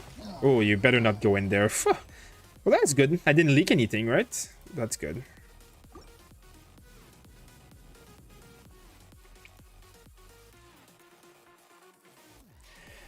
Ganyu is broken. Yeah, Ganyu is very broken, but I don't like her as a main DPS. I use her as a support. Like, I will use Ganyu as a support sometimes with Hutao and Diluc and stuff. I'll have to try it. I don't know what combo is going to be better on stuff, but I do know that Ganyu with Diluc is broken as hell right now, which is why I use Ganyu. She's a support, but that's it. In my, she's very good, but I don't like her, so I don't play her as anything but support, is what I mean. Is it possible to get 36 star without Venti? I mean, definitely. The only place that Venti is really necessary in the Abyss right now is 411, and even then it's not necessary. I've done 9 stars. I mean, I'm strong, of course, but I've done 9 star without Venti on the Abyss, 411 on some other people's accounts. It's hard, and you need, again, I'm gonna say it again, the only real hard thing in this game is getting good gear. That is the only thing that will hold you back. Gear. You need good gear. Good geared character will wreck everything. I guess I should do this. I guess I'm just gonna go and kill myself doing stupid quests. Let's go do these amazing, thrilling adventures, guys. I should do like Tecton and just start killing. Genshin Impact! I love Genshin Impact! Switcheroo is gonna be with the big damage, but there's gonna be lazy people like me. Yeah, well, that's why characters that are like Diluc and Razor and whatever are gonna be perfect then for people like that. Xiao is the most satisfying. Yeah, I agree. Do you think Xiao's auto are considerably weaker than other 5-star autos? I don't have Xiao, so it's hard for me to say, but I know that Xeno, the other content creator who's not casual, he has Xiao and it's his main DPS now, and he's made a lot of builds that primarily do auto attacks, and he doesn't seem weak at all. You know, when you have the good gear, nothing is weak. Again, the same as I said before. Is Xiao's auto attack going to be weaker than Hutao? Most likely, but Xiao has, you know, a lot of like AoE stuff going on for him, and his ult obviously makes things like pretty crazy. So, I mean, his numbers are I don't that low, right? I see people build physical DPS charge attack Xiao and do very well too. So I think it's definitely not that bad. Yes, we're very interested in this quest. I love this. Just go away. Just let me do whatever you need me to do. Like, whose ass am I cleaning right now? Like, do I need to wipe your butt cheeks or something? Like, it's, these quests are so like, you know, it's like you go from killing freaking a tentacle god from the seas, and now you're literally cleaning people's house and cleaning their butt cheeks. Like, it's so like, it's so weird.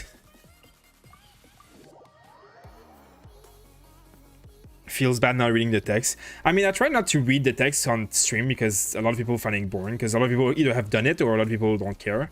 Also because it takes a while, and it's I mean, I know that the storyline is sometimes interesting and stuff, but I find these quests specifically not very interesting. I like the main quests, which is why I don't really do them on stream often. I also want to spoil people, so that's another thing, but these quests have nothing to do. These quests are just chores. Like, you haven't gotten enough chores in your own life, here, do chores in Genshin Impact. It's basically what these like chores are. Don't forget to announce your merch store. Yeah, that's true. We have a merch store now, guys. We have some really cool merch. Actually, Onyx got some designs for us based on Alex's cats, which are very cool. I did put the merch store in the YouTube description, actually. But I don't know how to put it on YouTube. So let me see. Wait, do I have... Let me find the merch store link. Because I'm not... it's all new to me as well. So give me a second, guys. I'll put it on the screen for those of you who are wondering. It's in the announcement channel of our Discord, by the way. But this is our merch store. I mean, obviously there's some of it that's just like a net casual logo, like, I mean, like this, you know, for those of you who are not casuals fans. But those, look at those design. Look at those. Like those are Alex's cats. But like with, you know, this is obviously Xiao's like spear and all that stuff. So we have all these like cool, and this is like obviously meant to be like Razor with the little wolf and stuff. Look how cool that is. These are so really like so cool. Now the next one we need is one of my dog as a merch. So there's like a lot of stuff here. There's like, you know, pillows and like there's so much stuff. And then there's the not casuals. Like I'm gonna get one of those for myself. I think one of those caps. I'll wear down on stream and stuff. It's like engraved there, not engraved but like embroidered, so it's not just like cheap. So yeah, there's a lot of cool stuff on there. So we're gonna add stuff over time too for those of you who are fans of ours and like to support us. I mean, we don't really make much out of it, but we like to spread around, like, you know, the word, and we're gonna get out for ourselves. It's not about, you know, we're not really here to make money. We're just here to like build a community and help people around. So it's really not, you know, it's really there just for you guys, for those interested. Don't feel pressure if you don't like you're not interested in it or anything though. Like, you know, for those of you who like it and can afford it, you know, go ahead for sure. Doggo hype. Yeah, there's a doggo beside me right now. He's looking at me, actually. Hi. You want to stream? Are you a streamer dog? Do you want to be a streamer dog? Come, come streamer dog. Come. Ooh, let's stream. I guess. I'm streaming. I'm a dog. What's happening here? Nice face. Who's this? Nice face. Hello. Do you like Child the most? Which is your favorite character, dog? What's your favorite character? Here we go. Let's see. Did you mess up my camera? Are you taking all of my camera away? There we go. Look at this cute dog. Ah, are you stretching on me? Your claws hurt. Ouch. My dog stretches on me like this. Like, he goes on my shoulders, and then he stretches. Hi. You're cute. You're cute. You're a cute dog. Huh? And he just stares at me like this. There you go. Okay, let's continue this adventure of a thrilling tale. Is your doggo C6? Yeah, my doggo is C6. He's the wolf boss. Do you want your doggo as child? Oh, that would be good. That would be good. What? I mean, I guess that would make the most sense because he can't really be a Hutaro because he's a male dog. But yeah, I think like that would be cool. I would like to see him with like the double sword or something. Streamer doggo. Yeah, I don't think as I answered a bit earlier, I think or you asked me a bit earlier, Eric, I'm not gonna go on Twitch today because there's a giveaway on Trovo and I'm gonna keep the stream a little bit short today, so I'm gonna just, you know, chill and answer questions here and stuff on YouTube. I'm gonna have more Twitch streams in the future, but right now I'm just gonna keep it on YouTube and Trovo just for tonight, just to keep it more simple. As the YouTube stream seems pretty busy too as well, so, you know, I want to keep helping our subscribers and all that with the questions and all that stuff. So but yeah, there'll be more YouTube, more Twitch streams in the future for sure, because we're trying to build the Twitch stuff. Let's see. Gauntlet versus Tectone confirmed. Yeah, I like his Gauntlet. You mean his like event, like where you have to kill mobs and stuff? I wouldn't mind doing it with Tectone, but I don't think he even knows who we are. So I tried talking to him because I made a video where he was featured, right? I made this Gacha Warrior video, and he is in the video. But there's no way of talking to him. He doesn't like accept friend requests on Discord. You can't PM him on Discord, and you know you get ignored if you talk to anybody on Discord. So I don't want to spam him. I don't want to annoy him, but I wouldn't be against doing a gauntlet with Tectone because he is, I find, like the most entertaining streamer. Wait, am I supposed to do something here? No.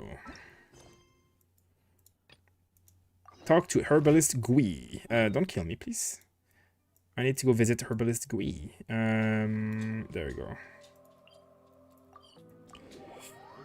HP or healing circlet for Diona. I need shield for Abyss. Diona is like the one healer character that you get better benefits from HP. If you're going to build an HP build on Diona, like go HP on, like, you know, most places, like substats and all that. But the HP build is what I'm doing myself, because I don't really use the heal of Diona much. I use the shielding more. So yeah, HP boosts the shield. Healing doesn't boost the shield. So yeah, I would go HP. if you're making a shield build. Healing is fine though if you're not. What's his artifact?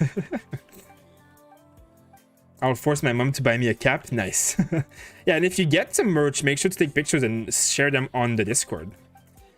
We also have a doggo picture, or a pet picture. Like, we share pictures of our animals and stuff on the Discord. There's a lot of our members who have animals, but also me and Alex both have animals, as you saw, as a dog, and he has 2 cats, so... Doggos... Xoraz Doggos makes Genshin the Dark Souls of Gacha. Nice. Can I see your Noelle? I don't use Noelle, so you can't... I mean, you can, but she's level 1 with no gear, so I won't really help you, I don't think. She is C6, but I don't use her, because I didn't have, like, a need for her in the beginning, and I'm not a big fan of her game. If, you know, going back, I would probably build her with C6, but I didn't get C6 for a long time, so... Put your dog in and write Wolf Boss on it. Hey, good morning, Asuna. Dragon Spine had the best questline. Yeah, that is true. Let me see. I'm trying to see if I missed any questions from earlier.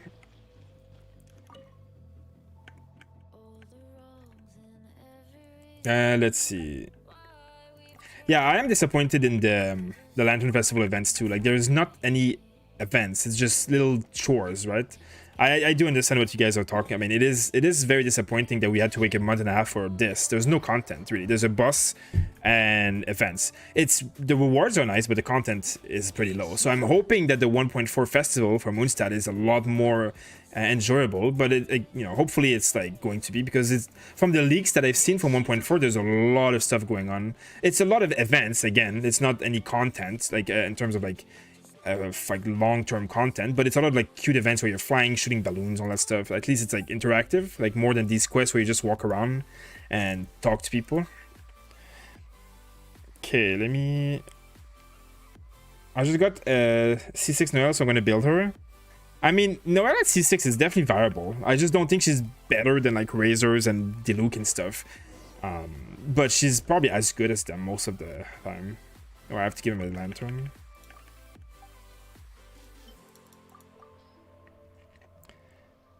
I don't really like Diana for some reason. I mean, that's fair. You should play the game with characters you like. And the only reason, like, you should just, you know, the only thing that matters is what you like in this game, as I said many times already. Like, there's nothing... wait, what time? Is it the right time? There's nothing in this game that requires, like, you should only pick characters that you like. There's nothing that requires specific characters. Like, all characters are viable, so... C1 Utao worth it? Yes, 100%. C0 is worth it, so C1 is definitely worth it. The following nights. Oh god.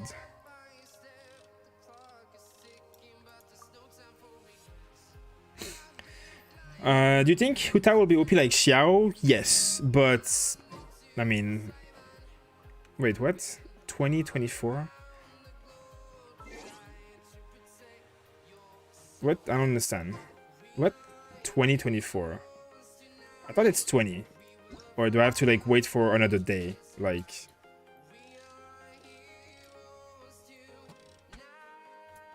am I doing it wrong? There. Let's do the next day again. I do think Utao will be as strong as Xiao, because I think that every character that they're going to come out now is going to be stronger, and stronger. Because if they release a character and it's shittier than the recent characters, who's going to pull on it? Right? Like, unless people like the, you know, the art and all that stuff. Like, if you pulled on some characters and then they release new characters that are nowhere near as good as the characters you own, there is be no reason for you to pull, right? Like, it's kind of like they want to make money first more than anything. So they want to make characters that people keep pulling on. Okay, next day. I made it work. By the way, hi Jack Frost, nice to see you. How are you doing? Did you, by the way, Jack Frost, did you receive your giveaway thing on PayPal? Because I sent it yesterday, I think, right? I hope it worked out. Amber is a lot of resource to make her viable. Yeah, definitely a lot of resource. Yeah, you would need a lot to make her viable for sure. Okay. Amber is definitely one of the weakest characters in the game, but she's built, she's viable enough to clear the content, so it's still what it is, right? Hey, Reblades, nice to see you. Staff of Homer worth $120, or keep the money and use deathmatch. I would keep the money. As in, like, you could pull on this banner, and you can pull enough on this banner up to the point where you'll get 3 or 5 different 5-star weapons and still not get the Staff of Homer. There is no such thing as a confirmed pity here. Like, you know, you could roll, not get your weapon, and get like a Wolf Gravestone. And then pull again and get the Primordial Jade's weapon. Or, I mean, you could get, you know, on the next, the Staff of Homer will have Homer and Gravestone. So you could pull the first one, get Gravestone. Pull the second time, you could get, like, this spear. You know, or you could get any other 5-star weapon. You could get Alma's Bow. And then pull again, Gravestone again. Like, there's no confirmation that you will get the weapon that you want. I've seen whales that are trying to pull for this weapon specifically. I've seen a guy who has 1 copy of the Primordial Jade Wing Spear and 16 copies of this sword. 16. He got 16 sword before he got 1 of this. Obviously, the chances of that are low, but it just shows like that the ratio and the luck there. Like, if you're unlucky and you waste $200 and you don't get the weapon that you want, and you're like, shit, I'm out of the money that I spent, and I'm out of the weapon that I wanted. Like, you'll be so upset, and you'll like, it's just not worth it. Like, just pull characters, pull Constellation. You'll be stronger anyways. What do you think of Rosaria? I think Rosaria will be a game changer because she's going to be a cryo support that has a pulsating cryo effect when she's not on the field. Which there's not a lot of, there's not a lot of ways of doing that right now. There are characters that do it, but not very well. And Melt is one of the strongest reactions in the game, so I think this is going to be enabling a lot of Melt comps. Like, Ganyu is one of the ults that does that, right? But Ganyu's ult, it's a 5-star and whatever. So Rosaria is going to bring to the game a very easy cryo support character. And she's going to be very strong as a DPS as well. She's going to be very powerful herself as a main physical DPS.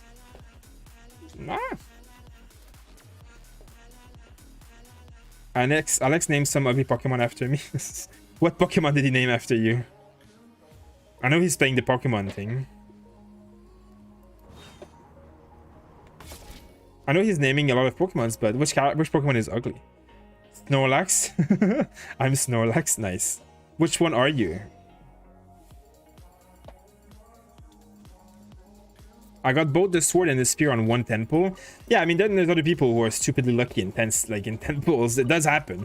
But, if you look on paper, the odds, it's like, the weapon banner is worse than going to the casino. So if you go to the casino to make your salary every month, it's the same kind of thing. Like, I mean, it's not the same, but the weapon banner is definitely like a casino. It's not good. It's just not good. You can get lucky, but if you're not, you'll be just fucked. It's just what it is. Asian guy pulled Fortune Cutter trying to get a Jade Spear. Exactly that, yeah. I mean, it's just too much RNG. It's just not a reliable way of getting a weapon if you're not rich. Excuse me, motherfucker. What are you doing here? Get away from me.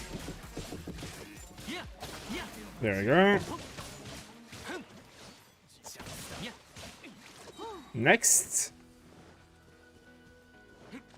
Where are you going? Alone. Okay. Are we going here, I guess?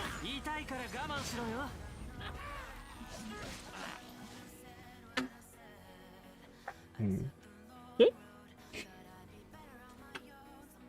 Xiangling doesn't exist.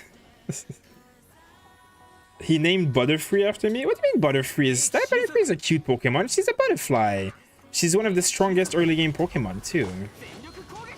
I used to love her when I was a kid. I would always play, like... You can get her so easily at the beginning, and she has like psychic powers, so she actually can beat a lot of the characters early, or all of the Pokemons early on from the gyms.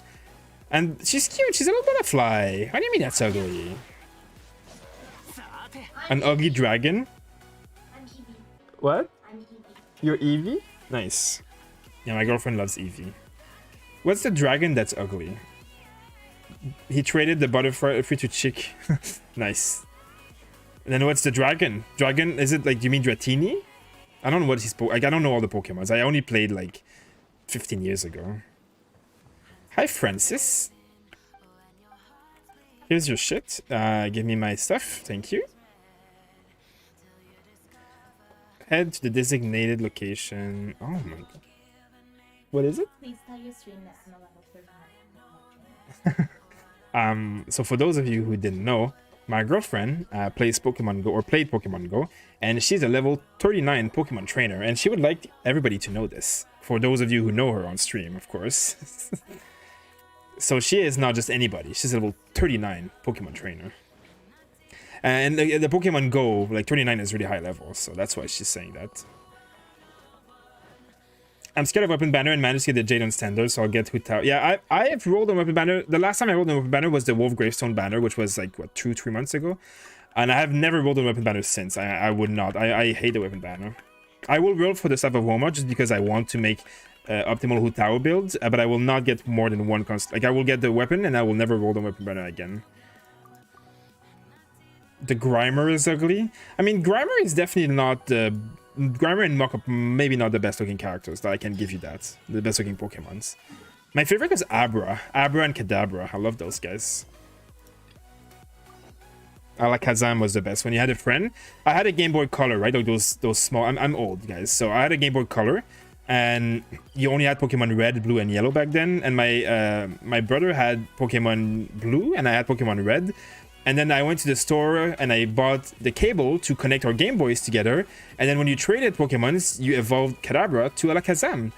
And I remember I was like 12 years old and I worked like, I did chores to afford my $11 cable for like a few days. And then I got the little cable and I was very excited to get finally Alakazam. That was how you did back in the days. You had a physical cable to plug in to be able to trade Pokemons because there was no such thing as the internet everywhere. There was no such thing as Wi-Fi and internet and all that shit. Like, you had to physically plug it. Why is there a timer to cook chicken skewers? What? There we go. Goodbye. Come here, Smiley. Serve the dishes to Bob and Bob. Where is Bob and Bob? Oh, there they are.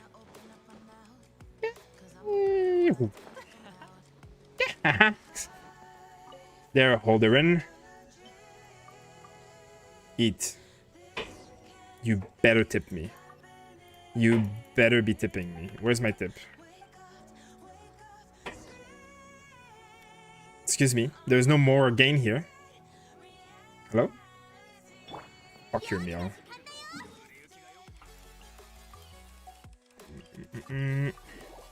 A green colored Grimer. I mean, isn't that a... wait. Isn't the green colored like a shiny? That's good. If you got shiny named after you, then you shouldn't complain, because shiny characters are... Pokemons are hard. I had yellow. Oh yeah, so yeah, my brother had a yellow, not blue, sorry. He had a yellow Pokemon, and I had the red Pokemon. I don't know what he wants to eat. I didn't ask him.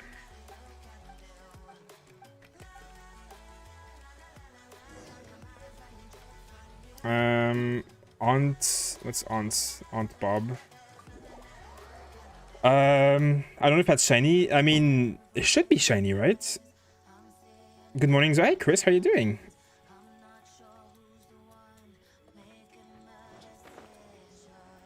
I remember those trading cables. I know, right? That was the real... I actually still have my Pokemon and my GameCube and my Game Boy Color. Hey, look at all this iron. Is it okay if I use Blackcliff Polearm? 50% crit rate, 20-40% damage crit. I mean, 50% crit rate for 240% crit damage. The ratio is a little bit like... You should try and get a little bit more crit rate and a little bit less crit damage for a better damage. But 50% is a good, you know, it's a good amount. So you're definitely not going to suck. You're going to do well, but you would do more damage with a better ratio of crit rate to crit damage. But, you know, what you have is a very decent. So I wouldn't, you know, don't go and change the artifacts up for a few, like, you know, it doesn't matter. Like, if you can find a way to, you know, make it a bit better in the future, sure. But what you have, like 50% crit rate is still very, very strong. Artifact said you're going on Shu Tao. Most likely, actually, I'm thinking of making a video about this subject in the next week. So look out for a video where I explain artifacts for Hu Tao that will be coming to the YouTube channel. So if you're not subscribed, make sure to do that so that you get you don't miss it. I'm saying 4-piece Crimson Witch or 2-piece Crimson, 2-piece Noblesse are going to be her best options. We're gonna have to test when she's out for, you know, to make sure, but that's what I'm thinking. I'm thinking 4-piece Crimson is gonna be the best no matter what. I thought Alex wanted the EV, he said it's boring. I mean, EV itself is kind of boring, but you can evolve EV in such good characters that it's, you know, I don't think a characters, they're Pokemons, but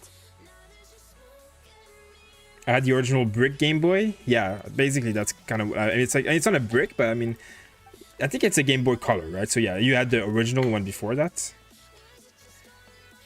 Shop's weapons are rotating around Rural and Blackcliff. Yes, that's what's happening. Yes. Everybody's getting sent to the little fish transform into the dragon. Yeah, you mean, what is this? Magikarp? And then he becomes Gyarados. And then you're just like, oh, sorry, sir. Sorry for insulting your fish ways.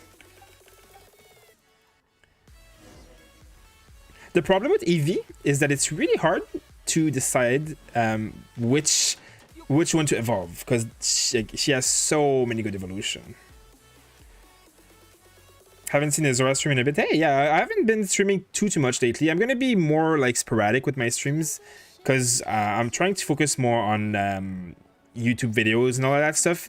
And also, there's not so much to do in Genshin Impact until there's a new game or other stuff to play. You know, like I'll play more when there's DAO and stuff, but Alex streams every day though, so you know there's always going to be a not casual streams on Trovo and on YouTube. But I'll stream a few times a week, like 2, 3, 4 times a week, depending. I always, you know, I always keep streaming, but just not every day because I just can't sustain it. I have too busy of a real life as well with all that, and I'm also I also, you know, do a lot of cryptocurrency stuff, and right now it's kind of like crazy time for cryptocurrency stuff, so I am quite busy with that because, you know, I'm very invested. I mean, I'm not rich or anything, but I'm very invested like mentally into like learning more and investing, like, and, you know, trading and all that stuff, because I do believe that cryptocurrency is like the future of the world in terms of like economy. So I am wanting to learn about it a lot more all the time. I already know a lot about it, and I'm invested since like 2017, so it's not like I'm new to it, but you know, it takes quite a bit of my time as well on top of it all. What's happening with Tao? Nothing. I mean, she's getting released and she's awesome. And that's about it. Okay, where is this event? This one. Am I done? I'm done, right? Okay, what's next? Did I miss something? Let's see. Reach glow of 1,000 Swiss type. Where is this? Where is that thing? How do you open this? Let me see. How about this one? Ah, I haven't done this part. Okay, where are you, Xiao? Oh, I was right there. I still have the trading cable. It's so funny that we had trading cables. Now the internet is just like, yeah. Moon. Yeah, Moon is it's an interesting Reddit currency. I do think Moon will make some people rich though, but it's not what I'm invested in. But I mean, I do go on Reddit, so I do have moons, I guess. The thing about this story is like I already know it. I've seen it on other streams and I've read it, so like now for me doing this story is kind of like meh. I'm sure all of you have done it already because I'm late, so. 1-2 ratio and then comes well with 100% crit rate, 283% crit damage, and says you go 1-2 ratio. I mean, if you have a 100% crit rate, yeah, you can do whatever ratio you want, but I mean, I'm nowhere near 1%. Like, I'm nowhere near that on my child, and my child has insanely good gear, so I don't even know how they do it. Like, it's just thousands of resin into artifacts. When coming without March 2nd, yes, most likely. It's not confirmed by the company, but it is what is suggested by a lot of the leaks. make an in-depth about her health scaling also, so we know how much to aim for base. Yeah, that is a good idea for a guide. Actually, just give me a second, guys, and let me show you something that might be very interesting to you guys. Let's open this. Let's put it here. So here for you guys, this is it's not made by me. I don't know who it's made of. I was sent this. It's, I mean, Venice J, whatever. That's the name of the person who made it. So if you go and say hi to him. So this is the chart for Hu Tao and the damage that Hu Tao will gain from her HP, depending on the weapon. As I said, your base attack is 400% of your base attack. So let's go with the Primordial Jade Wing Spear. It has 674 weapon damage, right? 674 base attack on the weapon at level 90. Hu Tao at level 90 has 106 attack, which makes her base attack 780. It is the highest base attack Hu Tao will ever have. Now, when we're talking about base attack, obviously we're talking about the white number here, right? My child's base attack, for example, is 976. Hu Tao's maximum base attack in the world will ever be 780. And that's how it is. That means that she can gain up to 3,120 attack bonus from her E when she gains, attack based on her maximum HP. In order to gain this, you need 61,000 HP at level 6. That's the talent level 6. So at level 15, the talent, when you're talking about talent, when meaning this. So level 13, as of right now, is the highest that you can get. You can get level 14, I think. Actually, no, I think 13 is the highest you can get. Like, as you can see, I'm level max reach and I have 3 constellation points, so it's 13. I don't know how you can get 15. So 13 is where we're gonna go because it's achievable, but 10 is the most likely because 13 requires constellation. So at level 10 with a level 90 Primordial Jade Wing Spear, you need 49,000 HP to get the maximum amount of attack bonus, which is really high and really hard to attain, which I don't think anyone will attain unless you're mega whale. At 13, it's 43,000, which some whales will probably attain. And then, with more decent weapon, more balanced weapons with less, broken weapons, like Staff of Homa, for example, I'm probably going to get enough. I don't think I'm going to get enough constellation to get level 13. I don't know. We'll see. But, you should be aiming. As you can see, it's going to be really high numbers. It's going to be really hard to achieve. So I might make a video and talk about that. But this is kind of what it looks like. So, you shouldn't be worried too much about it because the chances are that you will not, you're not going to be getting that much HP. The only way you would get, like, if you look at my characters, like right now, my child has 19,000 and my Bennett, which is built, like, look at my Bennett's artifact.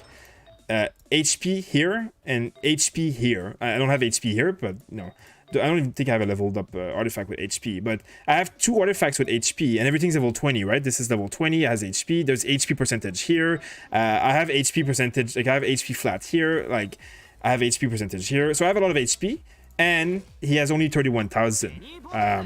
Obviously the weapon, the Staff of Homa gives 20% HP, so that's a big boost. But to gain 50,000 HP, you're gonna need a lot of HP on your gear. And I do not think that it will be worth replacing this with HP. You're going to need fire damage for Hu Tao, and you're most likely going to be using crit here. So, you're going to be like this, like power damage and crit. So the chances are that you shouldn't be worrying about this because you will not gain enough HP to make it to maximum. I believe that they put a cap at 15 because you'll be... Yeah, there will be probably ability. I mean, for example, Child's ability here gives +1 normal attack to your party members, but normal attacks don't get boosted by Constellation. So you can get normal attacks level 11 and special attacks level 13. There are probably going to be other characters with these kind of passive that gives +1 level to everyone in your party's elemental skill. So then with Child, I will be level 14. There might be food that gives +1 too, so that would be how you'd be 15. So how many crown did you use? You only need to use 1. You need 1 from level 9 to 10. And then, so this is level 10 plus 3 for the constellation. So you only need 1 crown. 1 crown, it's 3 crown per character for all abilities. So like my Diluc, this ability is level 9 right now. It's +3 because of constellation, but it's level 9. So to level 10, this is what it requires. 1 crown, 2 of this. So I could get to level 10. That would be how you do it. Hu Tao, when she's coming out, March 2nd is the leak estimate, let's just say. It's the 90% chance that she's going to come out on March 2nd.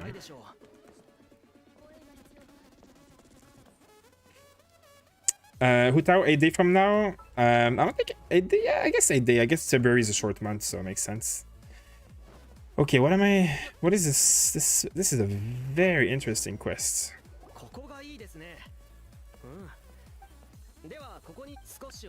Hey, chat. Hey, Sequin Nicole. And nice to see you, Azizul. Azizul?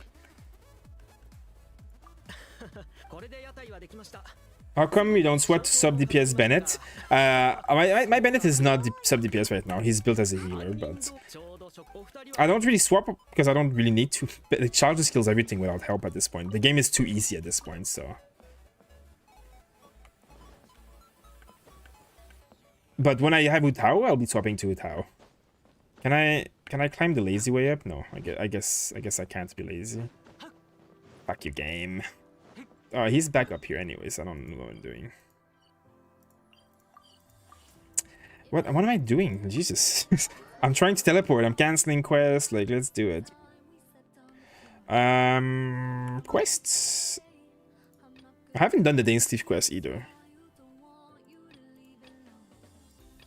I haven't done the Ganyu quest either. I'm not good at doing the quests, but it's also because there's, you know, I don't want to do them on stream sometimes because they're boring to watch, or they are spoilers for some, so I'll do them one day. I'm not in a rush. What am I looking at?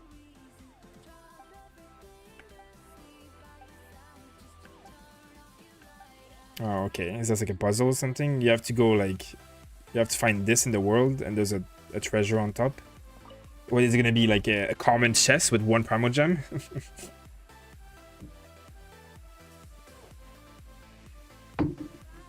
I heard there will be a rebanner of Venti in 1.4. Is that after Utao? Yes. Now, this is all rumors and speculation based on leaks, but I have also heard the same thing. And 1.4 Venti rerun would be like after Utao. So when 1.4 the patch releases, which is going to be 2 weeks after Utao, which will make it 6 weeks after 1.3 released. So all of their patches are 6 weeks apart. So now we don't know if Venti banner rerun will be the first banner or the second banner. So, you know, we'll have to see. It could be the first 3 weeks or the second 3 weeks. We don't know. The boss drops are so scuffed. Yeah, I know. I gotta get going for now. It was nice chatting. Hey, see ya, Xylor. Thanks for coming around. I never get a ring to drop. Yeah, I am missing a lot of the Diluc ones. I need the Diluc, and I need the official drops. Like the Valiant Plumes. Yeah, I'm missing a lot of that. I have a lot of claws as well. I need the butt plug items from the ring, the Boreas guy. Rosaria is on second banner. Who's the 5-star on Rosaria's banner? That's the thing I'm wondering. If she's a 4-star, like who's the 5-star? Yeah, you want to see my luck? Like, look at those. I need this. I need more of this, and I need more of this. But I have 14 of these and 9 of these. Sorry, 8 of these. I used some of these already, but I mean, I'm doing okay. But you know, this is for Diluc and Bennett, and my Diluc's E is not even maxed. His ult is nowhere near maxed. This is for Child. His ult is nowhere near max, but his E is max at least. So, and this is for Fischl and for Ganyu, and I don't have enough to level their abilities. I could level up one ability now, of course. Like I have enough for one ability, but yeah, I'm missing. I have a lot of the ones I don't need. They're really. This is such a. My opinion. This is one of the worst game designs I've seen in a long time. They should make it so you can trade. Like, prototype weapons and these artifact talent materials are so important to the gameplay, and it's completely RNG, so people can be screwed for months without any solution, and I find that very stupid. There should be a way to trade. There should be a way to, like, do so, like, it's so dumb. I find it, like, for me, it doesn't impact me that much, but if you're free to play and you don't get good luck, you can be screwed for a long time. If you're main DPS, you don't get the items. You just like, I find that so dumb. I feel upset for you guys.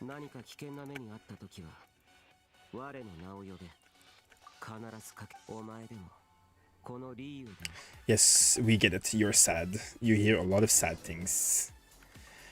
Should I walk there? No, I'm lazy.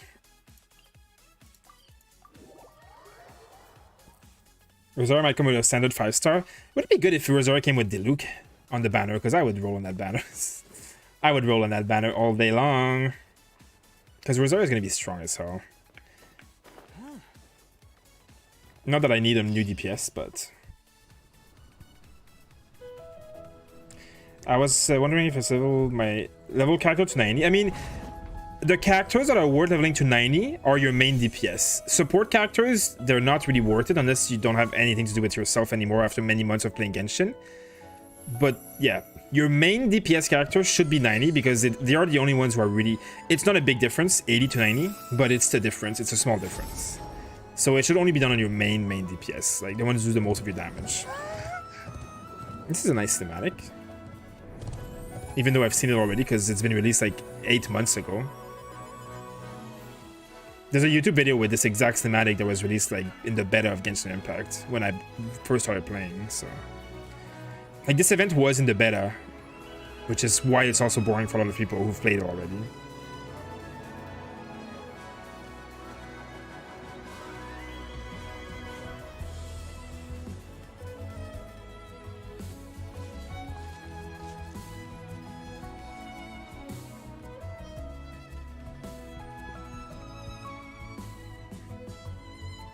What level do you recommend for Venti for just crowd control? 60. 60 for support characters that don't do much other than like support, basically. Don't do much damage and stuff. You could make Venti do damage, but if you don't, 60 is all you need. Level 60, and then you ascend them to get access to the talent, like to level up the last talent. Oh, that's all you need. You just need to level 60 and ascend them that they can go to 70, but you don't bring them 70. Should I get the B people for child? I'm using Rust and its crit rate is 44. If you're using... I mean... Yeah, probably. You would probably see an increase in damage if you use the B people on child instead of Rust. Especially if your Rust is only a refinement level 1. Especially because you have a high crit damage and like medium crit rate, you will probably see an increase in damage, yeah. It's not... I wouldn't say like... I wouldn't like... go so crazy like about like as in it's not going to be the biggest difference in the world, but it's going to be worth it. Yeah,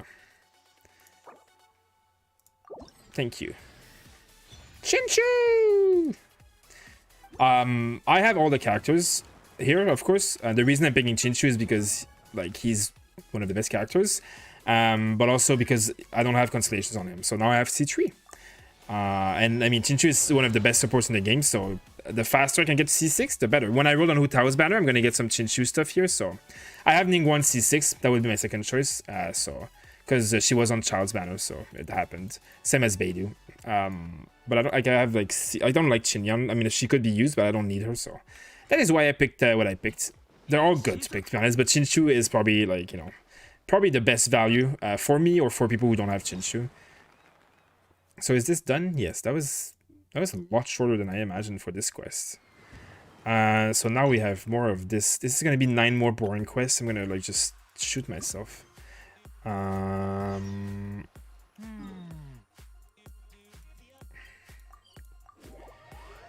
Okay. Xiao smiled. My phone died when a cutscene played. It was that good of a cutscene. You probably answered that, but how do you go about choosing your stream name? You mean today's stream name? Like chill events plus Hu Tao prep? Is that what you mean? I don't really understand. Or I mean, I mean, yeah. Maybe I'm just dumb. Chinchu with Hu Tao a top tier combo? Most likely, yes. But Chinchu with almost any power character is a top tier combo. But will definitely be very good with Tao. And one of the reasons that Chinchu is on the banner, like of course, you know, it's just good. Chinchu's just good with everybody. Adds a little bit of defensive, healing, adds a lot of like vaporize procs.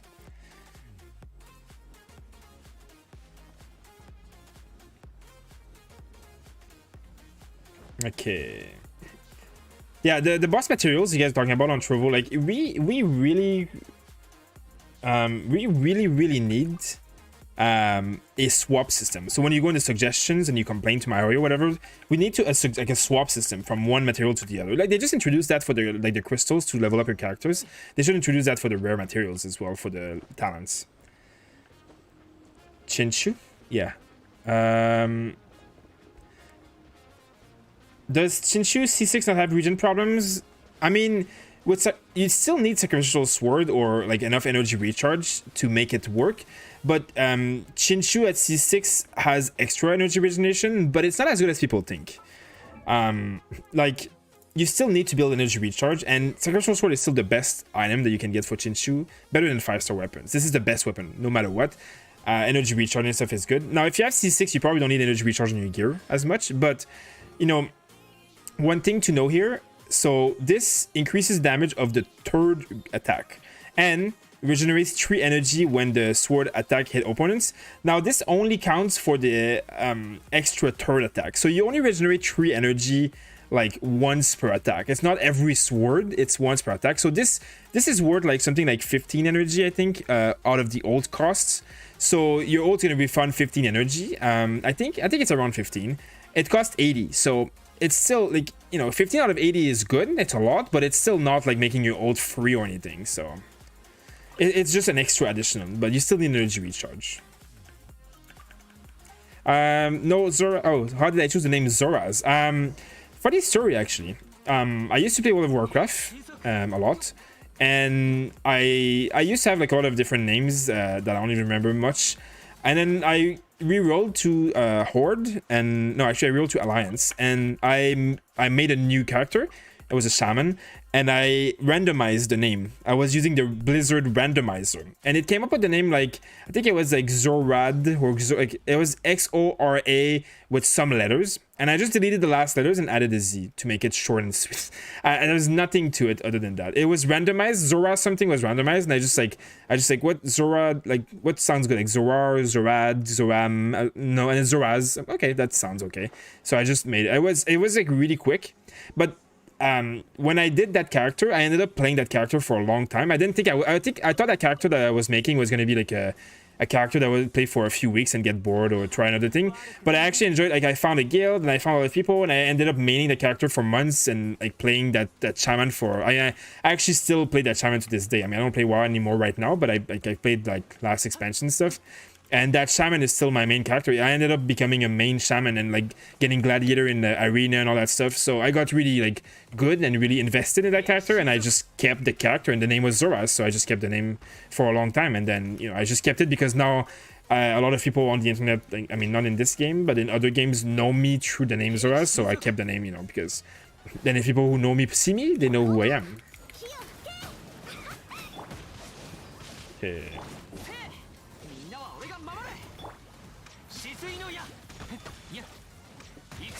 There we go.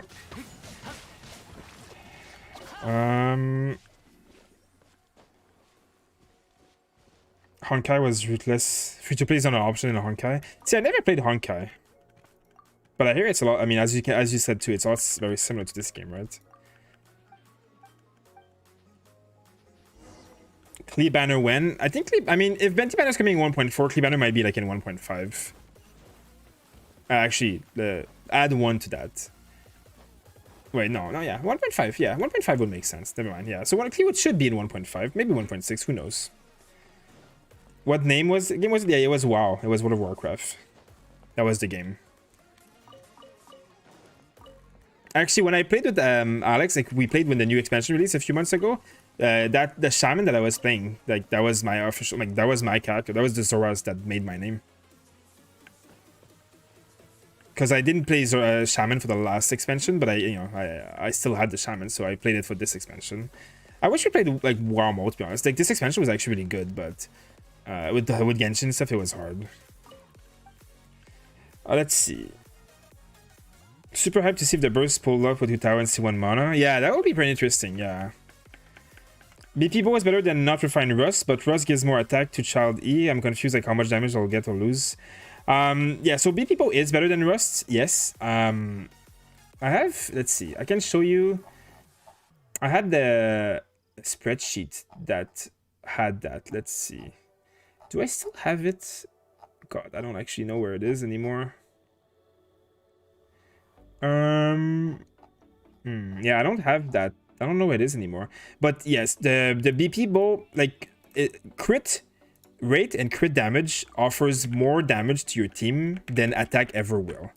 This is especially true in the late game when you have a lot of stats. So in the early game, attack is better. But in the late game, the more stats you have, the better your gear gets, the more value crit has. So the BP bow is better than Rust at R1, especially because the biggest bonus of Rust is obviously the what is it? The passive, right? So I don't want to talk to you. So yes, the BP bow is better than Rust for sure, especially since you have a high crit rate.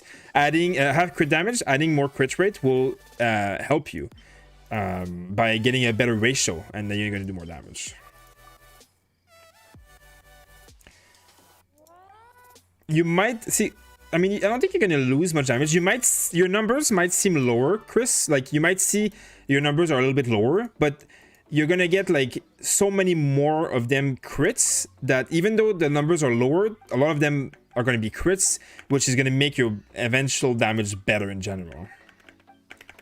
Okay, I have absolutely no idea what I'm doing here.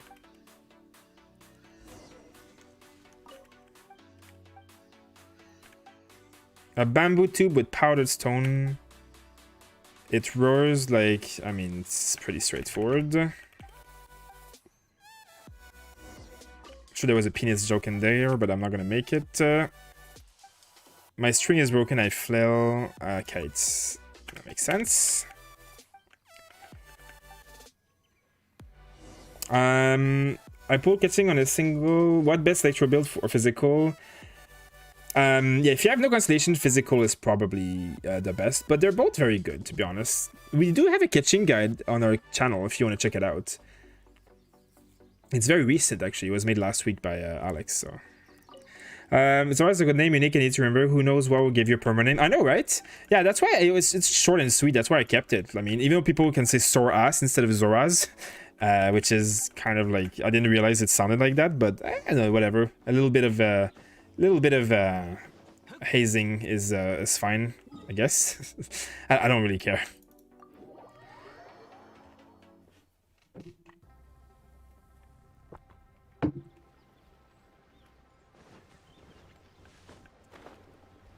I heard Shani might be coming in 1.5, which would be Pog. That would be Pog. Though I don't know. I mean, I have not heard that myself, but I mean, I welcome any new characters. Even though at this point, it's basically the only new content we're getting is new characters and nothing else. Thank you for the help. This weapon I'm getting is from giveaway I won last time. Oh, nice. I'm glad that our giveaway gave you the BP weapon that you're going to use on your child. That's the best way to use BP weapons. It's on child. Or best way to use giveaways is to make child stronger, which obviously I love. But I'm glad. I mean, I'm glad that you are doing that. You'll definitely not, you'll definitely not be sad about the BP weapon. Crit is just good. And then this way now you can try and get artifacts with substats with more crit damage to take your damage to new heights, which is going to be great, Hu Tao's C1 is needed? No. C1 is not needed on any character in this game to do anything performance, especially 5-star characters. Hu Tao's C1 is good? Yes. Needed? No. Same for Child, same for Diluc, same for anyone you want to ask about. They're all fine with C0, trust me. You do not need constellations in this game. No point in rolling for without constellation is going C2. That's also a fair point. If you are going to go for constellation, might as well go for C2. Otherwise, just keep it at C0. C2 is going to be one of the most boosting constellation, I guess, on Hu Tao. So if you're going for C2, that's great. If you're not going for C2, then just use C0. It's fine. It doesn't. You don't need constellations on character. You can Enviosity cleared the entirety of this game using 0 constellation 4-star characters. You can use 0 constellation 5-star characters and clear the game 10 times easier than he did it. So all you need is gear. The only thing in this game that you need to make the content easy is gear. Constellations, not a big deal. They help. I'm not saying they don't help, but you don't need them. They're not required. It's a boost, but it's not required. Okay, I guess I should buy this. It's pretty much the most valuable item here. Hero's Wit, I guess. I mean, let's see. I don't need any of that shit. I mean, I'm just gonna buy it eventually, but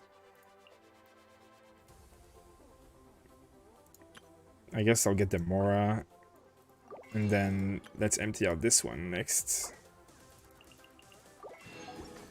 I'm gonna have to go do more of that fun, adventurous, mechanical, whatever thing it's called.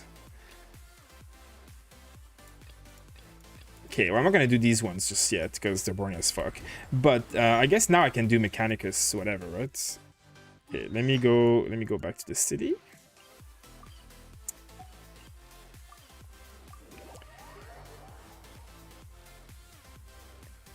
I said Xoraz? Yeah, a lot of people say Xoraz actually. Electro meaning needs you mean electro catching needs a lot of resource to build? It's true, yeah. I mean, where's I have a catching somewhere, right? Yeah. I don't have constellations on her, but let's see. So the reason that electro catching is better when you have constellation is because well, like she gets a lot of electro damage stuff from her constellations. Like this produces elemental particle when you do electro damage. So if you have a physical build, this doesn't work very well. This also does AoE electro damage. So if you don't have an electro damage build, like the electro build will mean that you have items that boost electro damage. If you're physical build but you have all these constellations are wasteful. But if you have these constellations, then your electro build becomes stronger. So it's kind of just why physical at C0 is better at constellation. You can still do electro catching at C0. It's just like not the same as when you have all the constellations, basically. But again, as I just said, Enviosity cleared the game with a C0 Amber. You can do whatever the hell you want on your catching and do fine. How to unlock Statue of the Seven? You need to find all of the Animoculus and Geoculus. And then put them in there, if that's what you're asking. Otherwise, you just have to go to them and find them. And the one in Dragonspan, you have to use a red rock to melt the Statue of the Seven ice on top of it. Who's better support for Razor, Bennett, or Chinchu? Well, there are different kinds of supports. Bennett is a healer that buffs the damage. Obviously, very, very, very good for Razor. Chinchu, less of a healer, more of a damage booster. But Chinchu's best characters to support usually are the ones who can use this element for combinations. Razor is more physical damage, so I mean I would probably choose Bennett, but Chinchu is definitely perfectly viable. Okay, how is this gonna work? So they're gonna come from where the hell? What is this? Like a maze? So they're gonna spawn down here.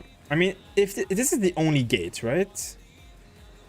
So they're gonna spawn from literally every freaking place in this entire map and come here. Okay. I mean, that makes it easy, I guess.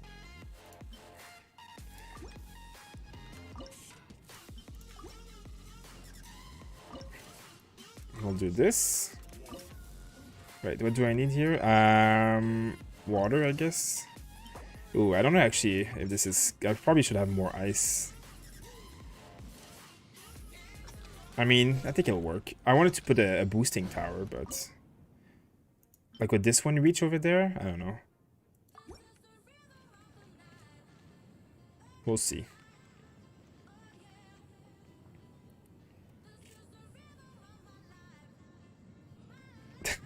Are you not streaming on Twitch because of the giveaway or not to get on the catching banner? A little bit of both. A little bit of both. Excuse me, guys. We're staying down here. I mean, it's a giveaway, but also because I'm not gonna stream for much longer. So like when I go on Twitch, usually it's like I'm gonna do Abyss on people's account and all that stuff.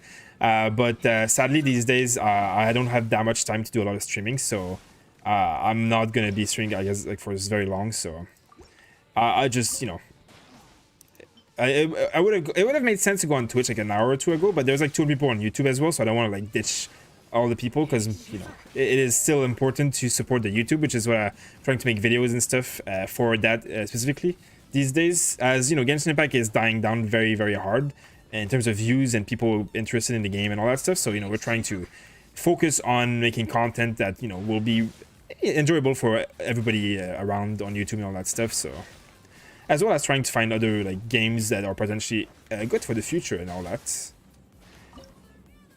What am I gonna do here? So there's 2 gates there, and then there's 1 gate here. So what I can do, let's see. Does this work here? But this is better if it's a mine. It's like a better like an oh shit button.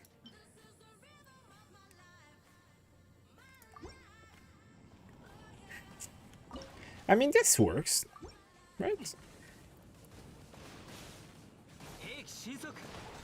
And then I can make like, oh yeah, actually this will work here.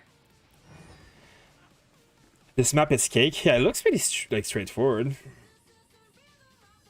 Without Constellation, she still does a lot of electrical damage. I get Rancor, but if you have Lion Roar, would electrical be stronger than physical? I mean, yeah, it depends on what you have available for sure. If you have the weapons, if you have the good physical weapons available and stuff, like it will definitely depend. But I mean, I think Catching is fine in both builds, to be honest. But if you have Constellation, she's definitely better as Electro. I think at C0 it's pretty similar though. Okay. I should probably level. I mean, this will reach, right? This will reach these. I think. Okay, it reaches one of them. But it's a fail. I should probably have leveled it up, but that's fine. Okay, so I don't care about this. Okay. Oh, I don't have enough of anything. So Mysticus mechanic, yeah, whatever. I don't care. 1 second, guys. I'm just going to change the song. Okay. What am I gonna do here? We're gonna put water.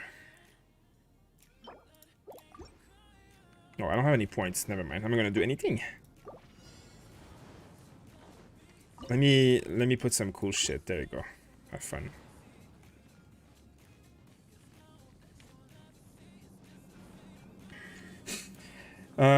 Harbinger of Dawn is one of the best free-to-play weapon for catching. I'd say that the flute, yeah, that's true. Harbinger of Dawn is the best 3-star weapon for a lot of characters. I use Harbinger of Dawn on my Albedo, actually.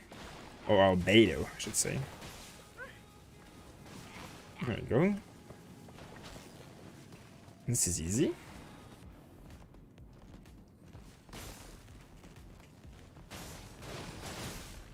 I don't even use my characters. Like, I don't even have to. Nice, nice. So let's put Electro here. Nice. Let's put Hydro here.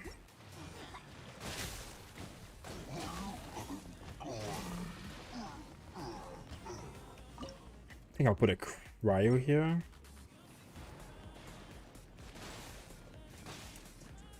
Yeah, I mean, maybe the water was not a good move there, but we'll see. We shall see. Let's do the Cryo here. Let me try. Did I miss a few questions? I think so, right?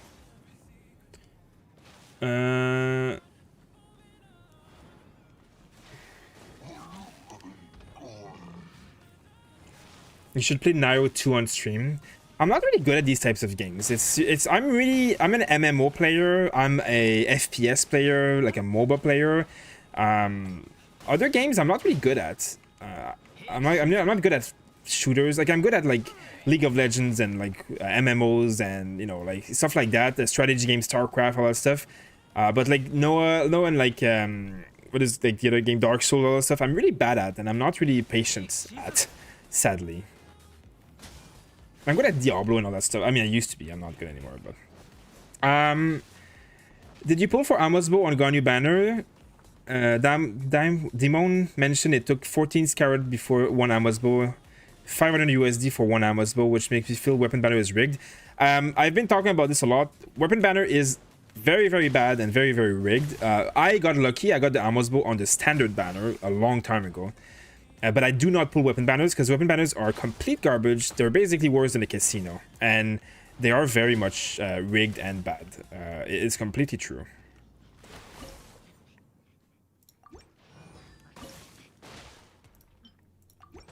There, fuck you.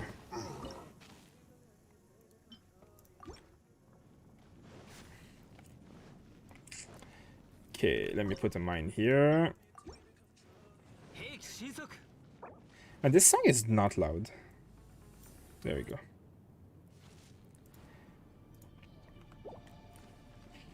Maybe try Honkai. Hutao, best weapon you can buy from a shop? Probably the Black Cliff.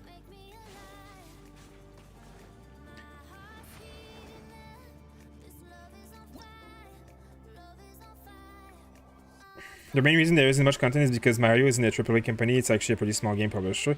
It's true that they're a pretty small game publisher, but Honkai is not that small. Like, they have quite a bit of employees.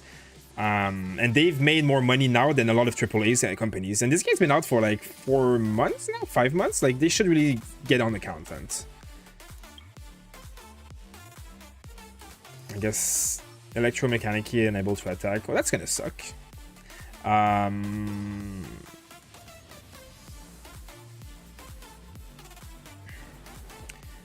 Let's see. I guess it's gonna be a mine level. Let's mine it up, baby. Who's better with physical damage, Razor or Keqing? Well, Keqing because she's a 5-star, but they're both like perfectly viable as physical damage dealers.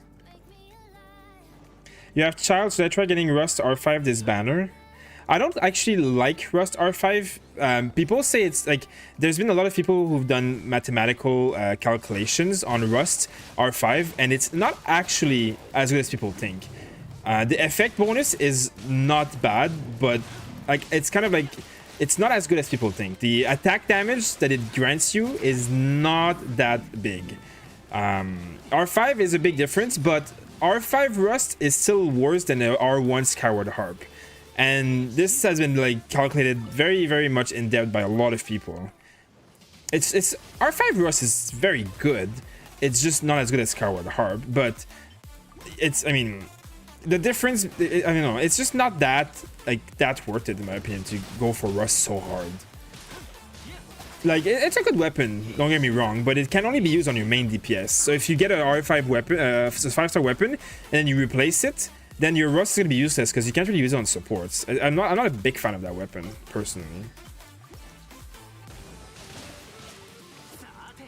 I mean, I can explain it more in detail why Rust isn't that good, but it's basically the same reason that Bolide won't be that good on Hutao. The attack damage stat is not as good as the damage percentage stat. Attack damage stat is a lot less powerful than crit is, for example. Like, if you go here, like, if you look at your talents, this is attack damage, right? Adding 30% or 50% or 80% on here is good, but it's not like it takes 80% of your damage and boosts it. It adds to an already high number.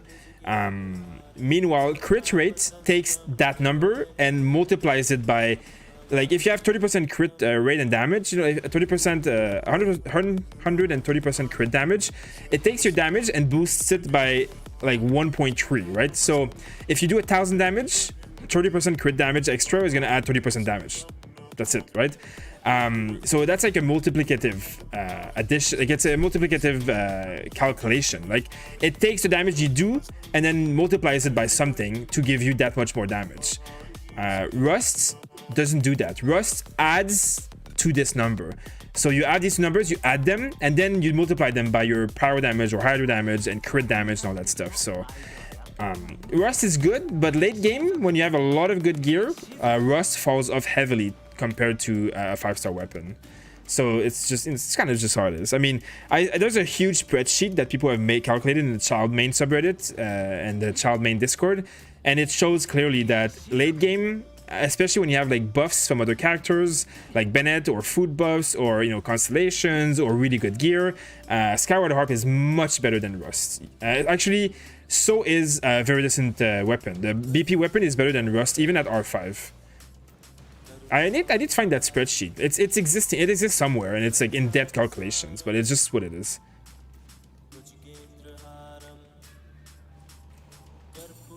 But I mean, again, Rust on Child is still very good. It's still very good. There's no problem with that. It's a good weapon. But like rolling hundreds of dollars on weapon banner just to get a few more refinement level might not be the best bet. Especially if you ever get a Skyward Harp and you replace it, is what I'm trying to say, basically. Okay, finally my tower's gonna attack. I mean, that wasn't too hard anyways.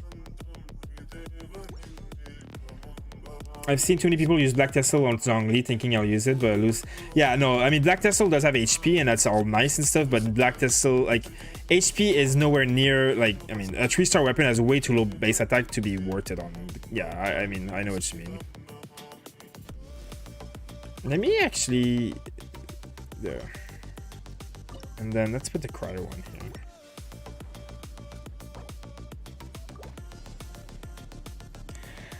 Are we not switching to Twitch today? No, today I'm going to probably end the stream within the next few moments after I'm done with this, because I'm not going to do streams super long tonight, so I'm not going to go on Twitch tonight. But, you know, in the coming weeks when there's a lot more stuff to do, and like, and I have less of a busy schedule in real life, I will definitely go on Twitch again. But there's a giveaway going on as well right now on Turbo, so I want to make sure that, you know, I mean, YouTube was really busy tonight, so I didn't want to leave either, but I wasn't planning on doing a very long stream, so I only do Twitch when I stay for a while and do people's accounts and stuff. Going on Twitch for an hour just to do my own thing, it's not that worth it.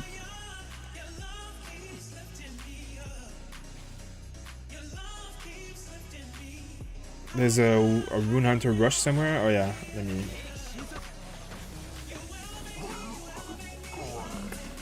Let's see.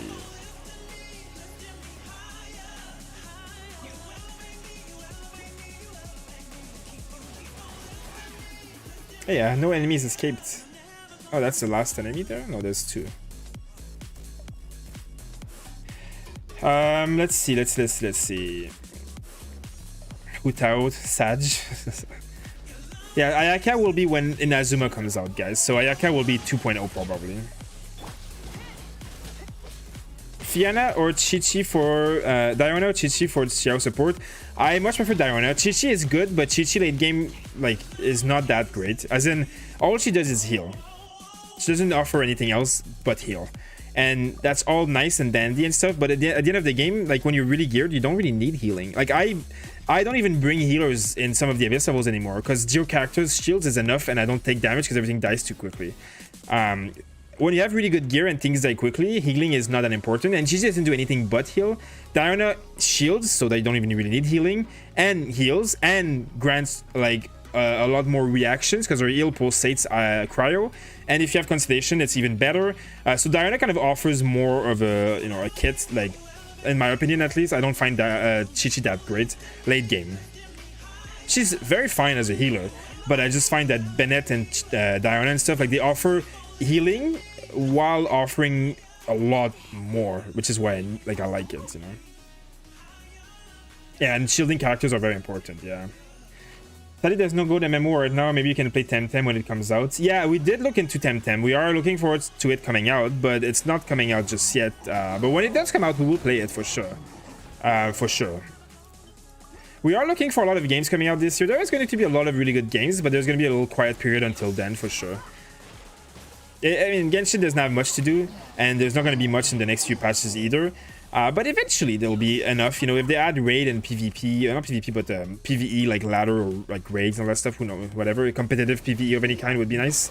Then they definitely will be, you know, doing that. But there's also a lot of like other games that will be coming out until then. There's like Outriders we're going to be looking at. There's like Magic Legends, that's kind of like Diablo. There's good Diablo stuff as well, like Diablo 2 redone, whatever, like the Immortal, it's not Immortal, like whatever, the new Diablo 2 that they're gonna reskin. There's gonna be a few games that we're gonna be looking towards, but I guess Blue Protocol as an MMO that I'm looking for. There's Ion as an MMO that I'm looking into. We're really looking to find like a good long-term MMO game that we can play as well on top of Genshin on the side, you know, because Genshin doesn't have that much streamable content. You know, we want to make a guild and have our community join with us and all that stuff. So, you know, we're looking forward to that in the future. Until then, we'll be, you know, doing Genshin and looking for other games. I'm excited for the next weapon banner. Staff of Roma looks on Zhongli. Yeah, Staff of Roma is going to be insane on Zhongli and on Hutao. Is it true Venti is going to be the rerun? Most likely, yes. It is not confirmed by the company, but it has been leaked by multiple people, which kind of gives us the impression that it will happen. Now, this is like the dumbest, easiest level I've ever seen. I don't want to do that. I'm just scared of it fucking up, so let's do this. Let's see. Diana prevents damage with good shield. Yeah, the preventing damage is great, and shields are actually very important. Now there's a lot of weapons that benefit you only when you have shields. There's also a lot of like buffs that you get from shields, like the geo resonance, for example. So yes. Diana with Chi-Chi for Xiao is only better in hyper late game, but I think it would be invested in Chi-Chi to get there. I mean, if you have your Diana geared enough, you can heal enough and don't have any issues. I replaced my Chi-Chi pretty early into the game by Diana. I mean, Chi-Chi will do fine in the early game specifically, but Diana can just heal just as much. Like, Diana doesn't have... Sure, Chi-Chi will heal easier, but if you build your Diana with, like, decent gear, like, her ult energy recharge, like, you never miss healing. So they're both viable, but... I mean, the problem with Chi-Chi is that it's hard to get her ice element out. It's hard to get combos. She has E with a huge cooldown and her ult with a huge cooldown. Then you have no more cryo. You need cryo to break a lot of shields in this game. Diana can just shoot cryo. Her E has a very short cooldown, especially if you have a sacrificial bow. And her ult pulsates cryo. So, you know, as a support, as a character, like, she just offers so much more because you need the cryo element a lot. If you don't have that problem because you have another cryo character, then, you know, Chi-Chi sure can heal. But, I mean... Healing is I mean, after AR 45-50, like, you don't really need that much healing. Once you start, like, when you have good gear, like, Diana can just be fine. But I mean, they're both fine, to be honest. Like, it's not a big deal. I played with Chi-Chi for a while, but when I got Diana, I replaced Chi-Chi instantly, and I saw a big improvement in my amount of, like, damage and, like, interactions and all that stuff. Like, because you have so much more cryo available to you. What do you guys think here? Amos Bow or Very Distant Hunt on Child? Amos Bow just because it's a 5-star. Well, this is the most boring song I've ever seen in my life. 1 second. What is this bug? There you go.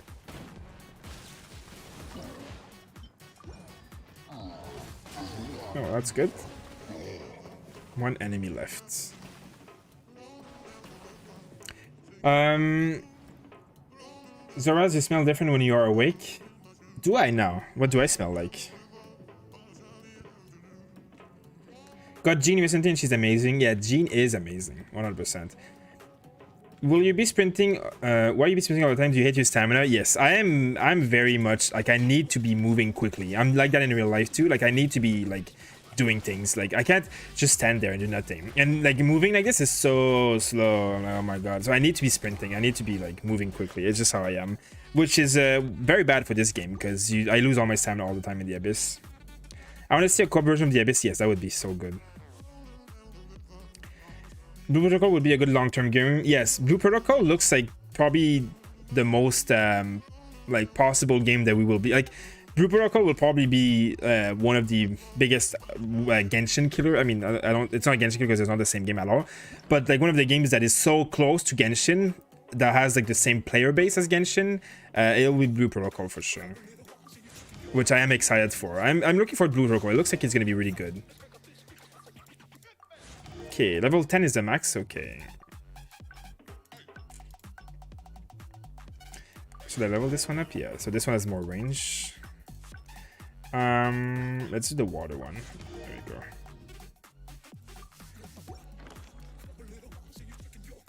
Why do I have a red dot here? Oh, I have this one to unlock. Oh, this is a teleportation one, huh?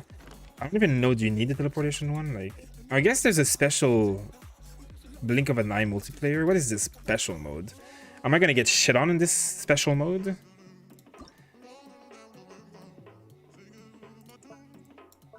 I need to make sure I do the quest though. I mean, it's still a long time before this ends, right? There's still a few days, so I'm not gonna do it all tonight. But which one do I need? Ballad, I guess.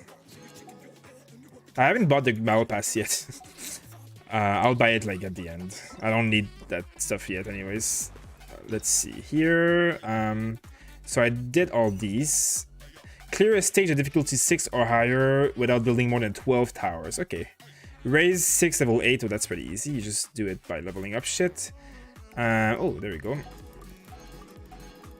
There we go. Oh, yum, yum, yum, yum, yum, yum. So again, this with 12 towers, it's easy when they're level 10, I'm sure. Level 9 towers, level 10 towers. Okay, well, it's pretty straightforward. I wish there was like a bit more of a challenge, to be honest. This is all very, very straightforward, easy shit.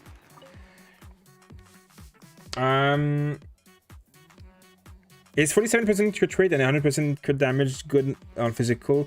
It's definitely very good. Again, more crit rate to have a better ratio of crit rate to crit damage would be better. But once you have like a good 50-ish% crit rate, like you're gonna crit most of the time anyways, so it's definitely very good. Like I keep saying 1 to 2 crit rate ratio is better, right? Like 1 crit rate for 2 crit damage is better, and it's true mathematically. But my child has 50% crit rate, 200% crit damage. I just artifact wise, you can't do it sometimes. Like,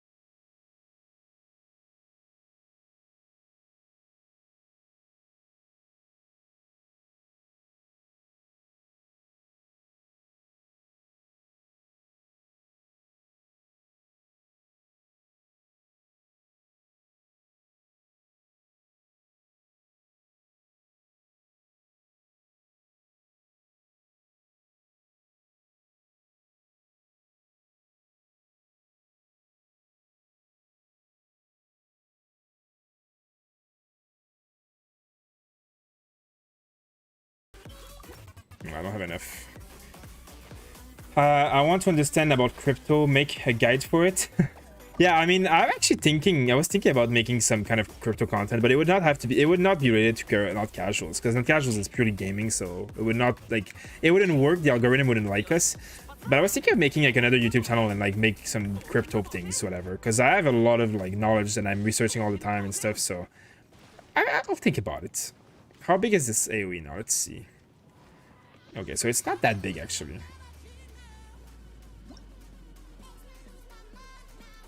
That's good. Yeah, I think this is the best one. Let me... If I put a power tower here, does it get buffed by this? It should, kind of, right? I don't know. I mean, I guess in order to not wipe, I should use these mines.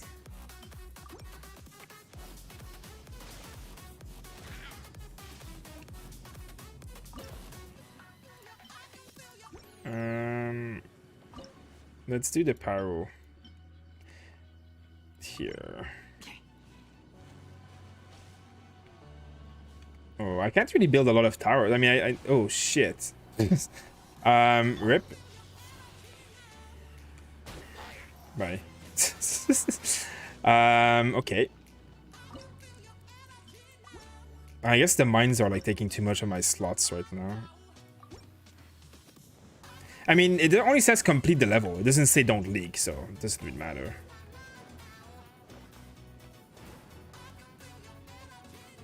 Let's destroy this one.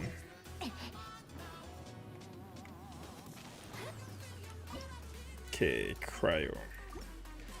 Okay, well I have 12 towers now, so I can't build anything else. But I mean, I can destroy some of these towers. I don't know if I like this one, to be honest.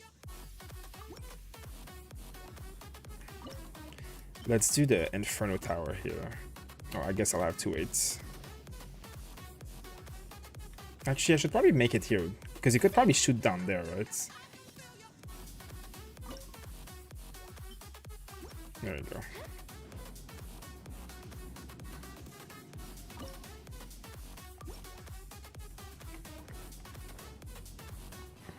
Okay. Why do you think there is Warrior GS in the next weapon banner? Is it foreshadowing that Diluc will be the next banner after Hu Tao, just like Jade Cutter and Ketching? I mean, I think Diluc will have a banner in the next 1 or 2 patch for sure, but I don't think it's related right now. I think there's just been a lot of like Claymore characters, and they just want people to pull the weapon banner to make money, and that's all it really is. I don't have a lot of anything, so I guess Cryo attack speed.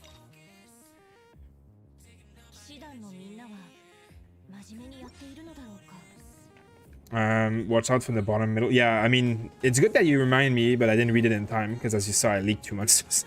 But yeah, I mean, I did this one earlier. I didn't remember they spawned so quickly down there.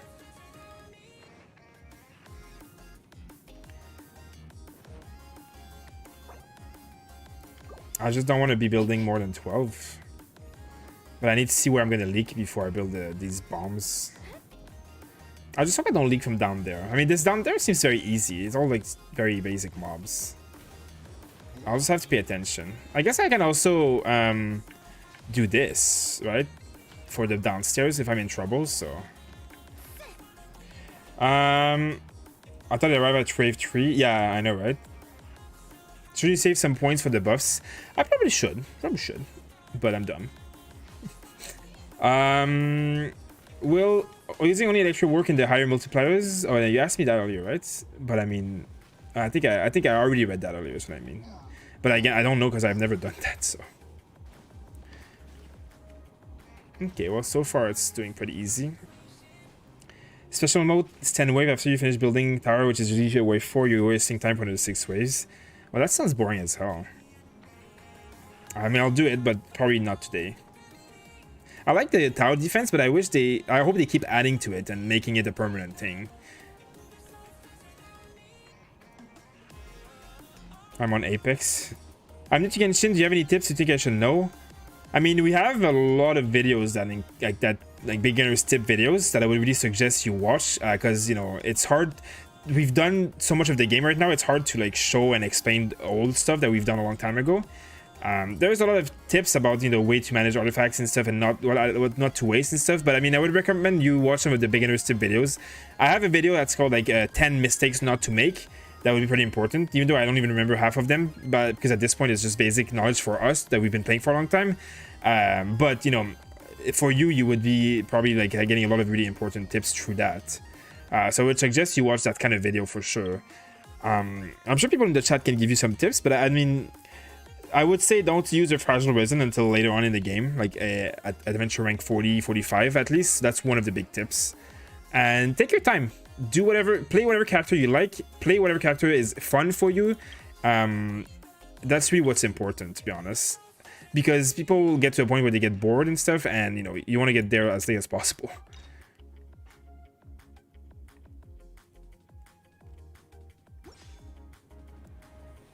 How are you killing the big robots so fast? I mean, the towers are leveled up, so you need to level your tower up. That really helps.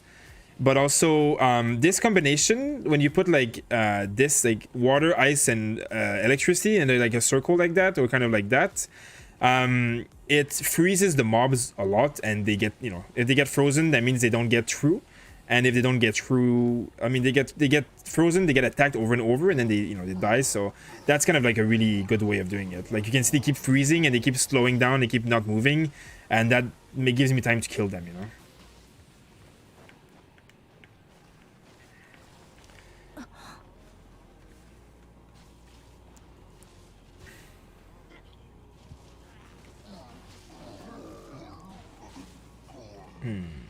Okay. Well, so far so good.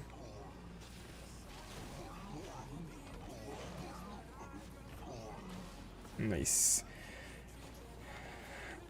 Look at the main set of artifact. Yeah, one tip for a beginner player, it's like, or until you're like in the later parts of the game, artifacts don't really matter other than the main stats on them.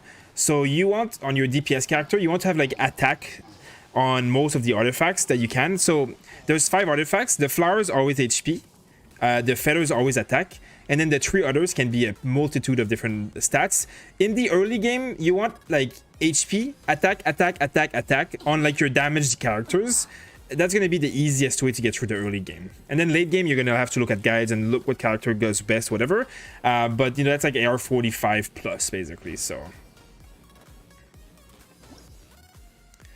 I don't want to do this one because I mean I don't care about cryos and I'm scared that it's gonna like stop one of my towers and I'm gonna lose. So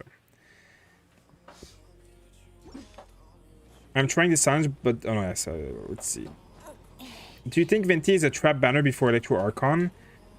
I don't think it's a trap banner. I think they're just gonna re-bring all the old banners no matter what. I don't think it has to do with being trap or anything. Where is Hu Tao? I mean, he's there in a few days. I guess 8 days, 9 days.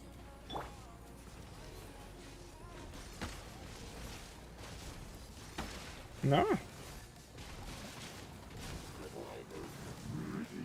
Oh, I did it. I didn't do anything, but it worked. Can you climb? What the hell? Hello?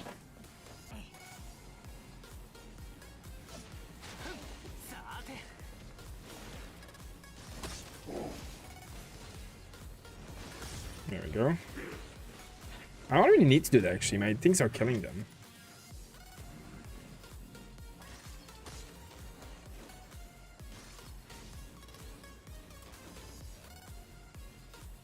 I need to make sure that it's close enough to get hit by my towers.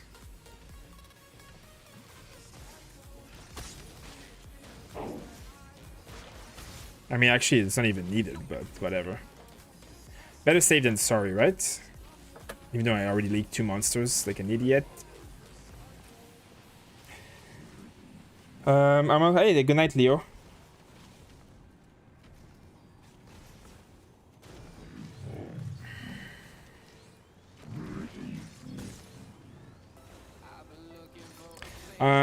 Let's see. You know what is guaranteed AR 55 and every during run it's all 5-star trash? That is true. That is how Genshin Impact works. A lot of 5-star trash. You should see how many artifacts I mean, you can see. Wrong. Look at how many like 5-star artifacts I have. Like, there's a lot. And I can guarantee you most of them are trash. Look at that. And like the reason that I have them is because I don't find better artifacts. So I haven't found, in all the artifacts that you see that I've just shown you, I haven't found better ones to use to replace the ones I'm using. So that's why they're not used, because I don't have any artifacts to level with them, because I don't need, like, it's just, I've just gotten trash. It's just how it is. I don't really care about this sigil shit, but 1 rune greater though, that's easy. I hope. Are you going for Hu Tao? Yes. I did not notice the armory or your great stuff. Oh well, I'm glad. I mean, I'm glad that you found it, because yeah, that helps a lot when you level up harder, like the towers. That is really what helps you, leveling them up. After the kitchen banner, they'll buff Electro like how they buffed Geo after the Zhongli banner. They will only buff Electro if people complain about it enough, and that is the only reason they did not want to buff Geo. They didn't give a crap, but people complained so much that they did. Ooh, that's not gonna be good, is it? Okay.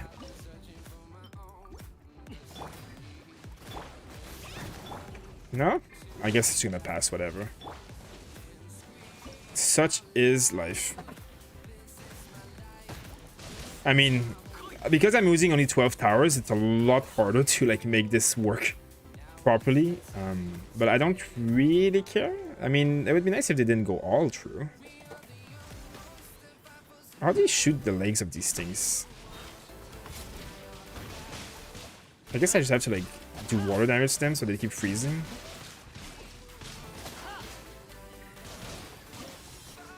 No.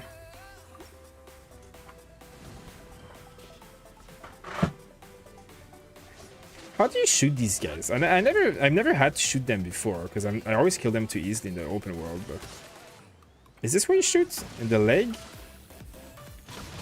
I guess not. Okay, whatever. I guess they'll all just go through. I mean, I'm missing 3 towers, but I mean, it is what it is. I got the rewards. That's all I care about. Did we go over artifacts for Hu Tao? We did, but I am going to make a video about that in the coming week for sure. But from our conclusion, or I mean my conclusion, 4-piece Crimson Witch will most likely be your best artifact set, or 2-piece Crimson, 2-piece Noblesse could also work. Okay, well I guess I did those, so that's done already. So now I don't have to care about the 12 towers anymore. And then what is this? Oh yeah, I have a new name card. Cool. I'm not gonna use it. And I spent my resin, and I did my commission, so I think we're pretty much done. I have 20 resin. What do I need? 20 resin. I don't really need that. I guess we can just go for an artifact run. It took me ages to get a 4-piece Hydro for my child. Man, I farmed so much resin to get 4-piece Hydro for my child, and I did get some good piece, and I could still get better piece. But I mean, it's artifact system in this game make the game almost not fun. Oh shit, this is the wrong team. That's one thing I like about the artifacts in this game is it's almost not fun because you can farm for so long and not get what you want, and it's so disheartening, especially if you're not refreshing resin. It's the leg. Oh yeah, I guess you need to use a claymore. Yeah, I guess it's not shooting, but it's like attacking, right? It doesn't really matter. Are you live? I am live. Not so much longer though. I'm probably gonna end the stream pretty shortly here, guys. What mats do I need for Hu Tao? I don't know by heart. Let's see. Hu Tao Ascension mats. Let's Google it. Here is an easy image that I will put on the screen in 2 seconds. There you go. No, that's not what I want. No, really, you're gonna do this to me, game? Let's save the image. There you go. Oh, it's because it's a web image. What's these kind of like stupid things of the web image? Give me a second, guys. I'll save it for you.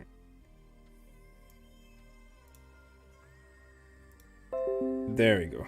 We have saved it. Here is what you need for Hu Tao. Okay. Let me just, my chat disappeared now. Just give me a second.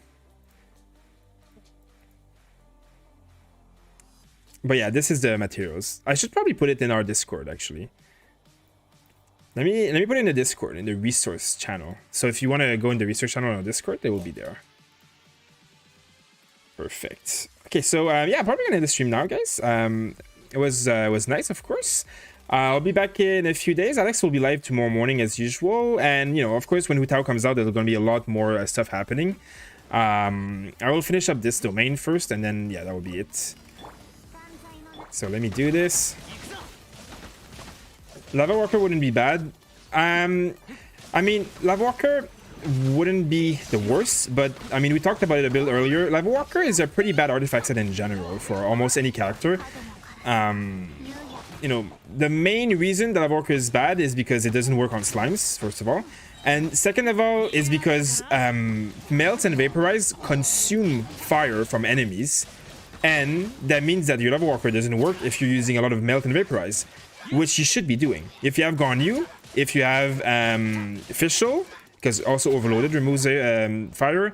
If you have, let's say, even Rosaria when she comes out, if you have Chinshu, there are characters that proc their water or ice or whatever element over and over and over again.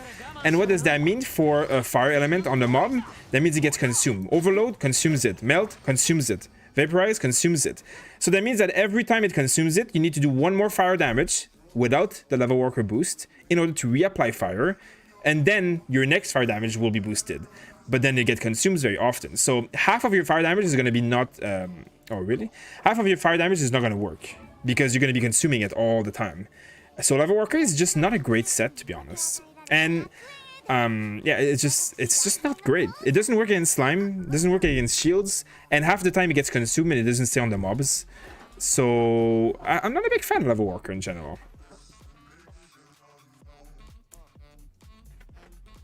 Is that image in the Discord? Yeah, it's in the resource channel. In the open world, the legs. Wait, let me see. I can't read the chat here. The legs start glowing if you shoot them and they stagger. Okay, I see. Well, thanks for the information. Enjoy it. I enjoy it. Yeah, I'm glad you guys will enjoy it. I did enjoy it. I try to do more videos than streaming. Streaming is not as much my thing, but I will definitely, you know, keep streaming when there's stuff to do, and we'll find games in the future where there's going to be a lot more stream to do, and there's going to be a lot of Hu Tao streams. But until then, I'm focusing more on videos. But I mean, I'll still stream, like, you know, a few times a week for sure. How about Bear Girl? Who's Bear Girl?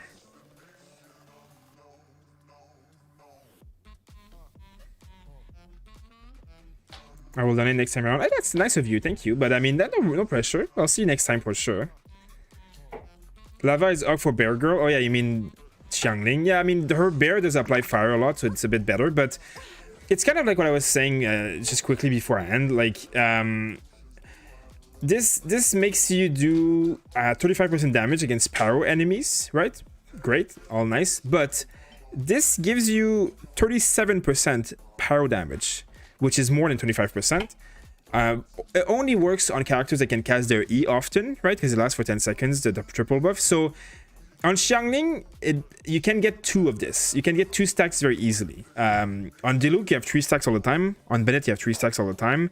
On Hu Tao, you're gonna probably only get it 1 stack. Unless there's, like, on Klee, you actually get 3 stacks very easy by double casting your E. It's a bug, but it gives her max stack. So on Klee, this is also better.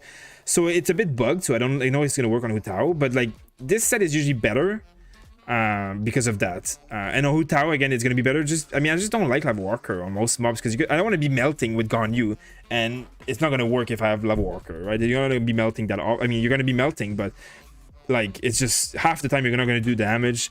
And people forget that 15% vaporize and melt damage has as much value as 15% damage here. So this is only really 20%. Right? Like the 50% damage on melt vaporize, you should be doing that all the time, right? So you should be getting that 15% damage all the time. And then you get 50% damage from pyro. So you get like, and then you get 7.5% damage from 1 stack. So, you know, 22% damage plus 15% damage, you're at 35%. You're 37% actually. I mean, it's not exactly how that works, but it's close. So like the disadvantages of Lava Walker are too great, and the damage difference is not great enough to be worth it, in my opinion. But in the future, I will definitely test it out, so. You're the only streamer pronounced Xiangling correctly. She is worth your wasted pieces. I mean, I have C6 Xiangling, so I like her, but yeah, I'm gonna replace her by Hu Tao.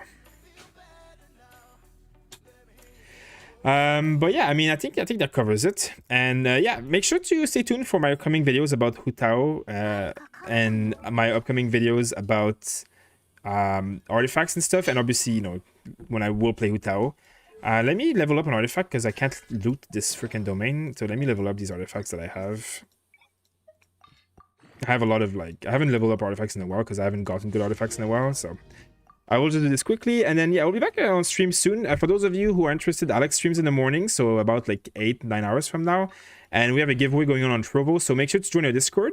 The description, it's available, the Discord link, and go in the giveaway channel and go check it out. It's very easy, it's free to participate. You just have to watch the stream here and there for the next few weeks, and that's it. So yeah, make sure to check it out, and otherwise we'll see you pretty soon for sure. Let me just finish this up. Let me just okay, thank you. I don't use Venti a lot anymore, so I don't have his artifacts leveled up. I'm going to use the original. Your official build. If you type !_ official in the chat, which I will type for you here, I have a full character guide on how to play official. So you can check it out all there. 69 viewers, nice. Nice indeed, but we're ending the stream now, so it's gonna go to 0, sadly. Let's see. Not sure if you already said this, but the artifact would be who's under 2-piece Crimson Witch and 2-piece Noblesse. Yeah, 2-piece Crimson, 2-piece Noblesse is my second choice after 4-piece Crimson. I'm gonna have to test it out to check which one ends up being better and like see all the theory crafter come up with like the paper version of the mathematical calculations and all that. So we'll see. It is what I think is gonna be one of the best sets as well. But I'm thinking 4-piece Crimson might end up being a bit better just because 4-piece Crimson still gives like. It's still 7.5% more fire damage, which is 20% damage on the ult is nice, but 7.5 on everything. Like this 4-piece bonus, you know, the 3 stacks you can get, like this last sentence, bonus 50% of the starting value for 10 seconds. So that's half of this that stacks 3 times. So it can be 1.5 times this. So every stack is 7.5% power damage. And Hu Tao will obviously have always 1 stack at least, if it's not bugged like Klee, where she could get more than 1 stack. So I'm not sure, 7.5% on everything or 20% on the ult only. Not sure, but I'm thinking this plus the Vaporize and Melt damage might end up better than 2-piece Noblesse. But yeah, anyway, guys, thank you for coming. See you soon again, of course. And make sure to check out the video, guys, if you need any help with the characters and stuff. And yeah, we'll see you guys next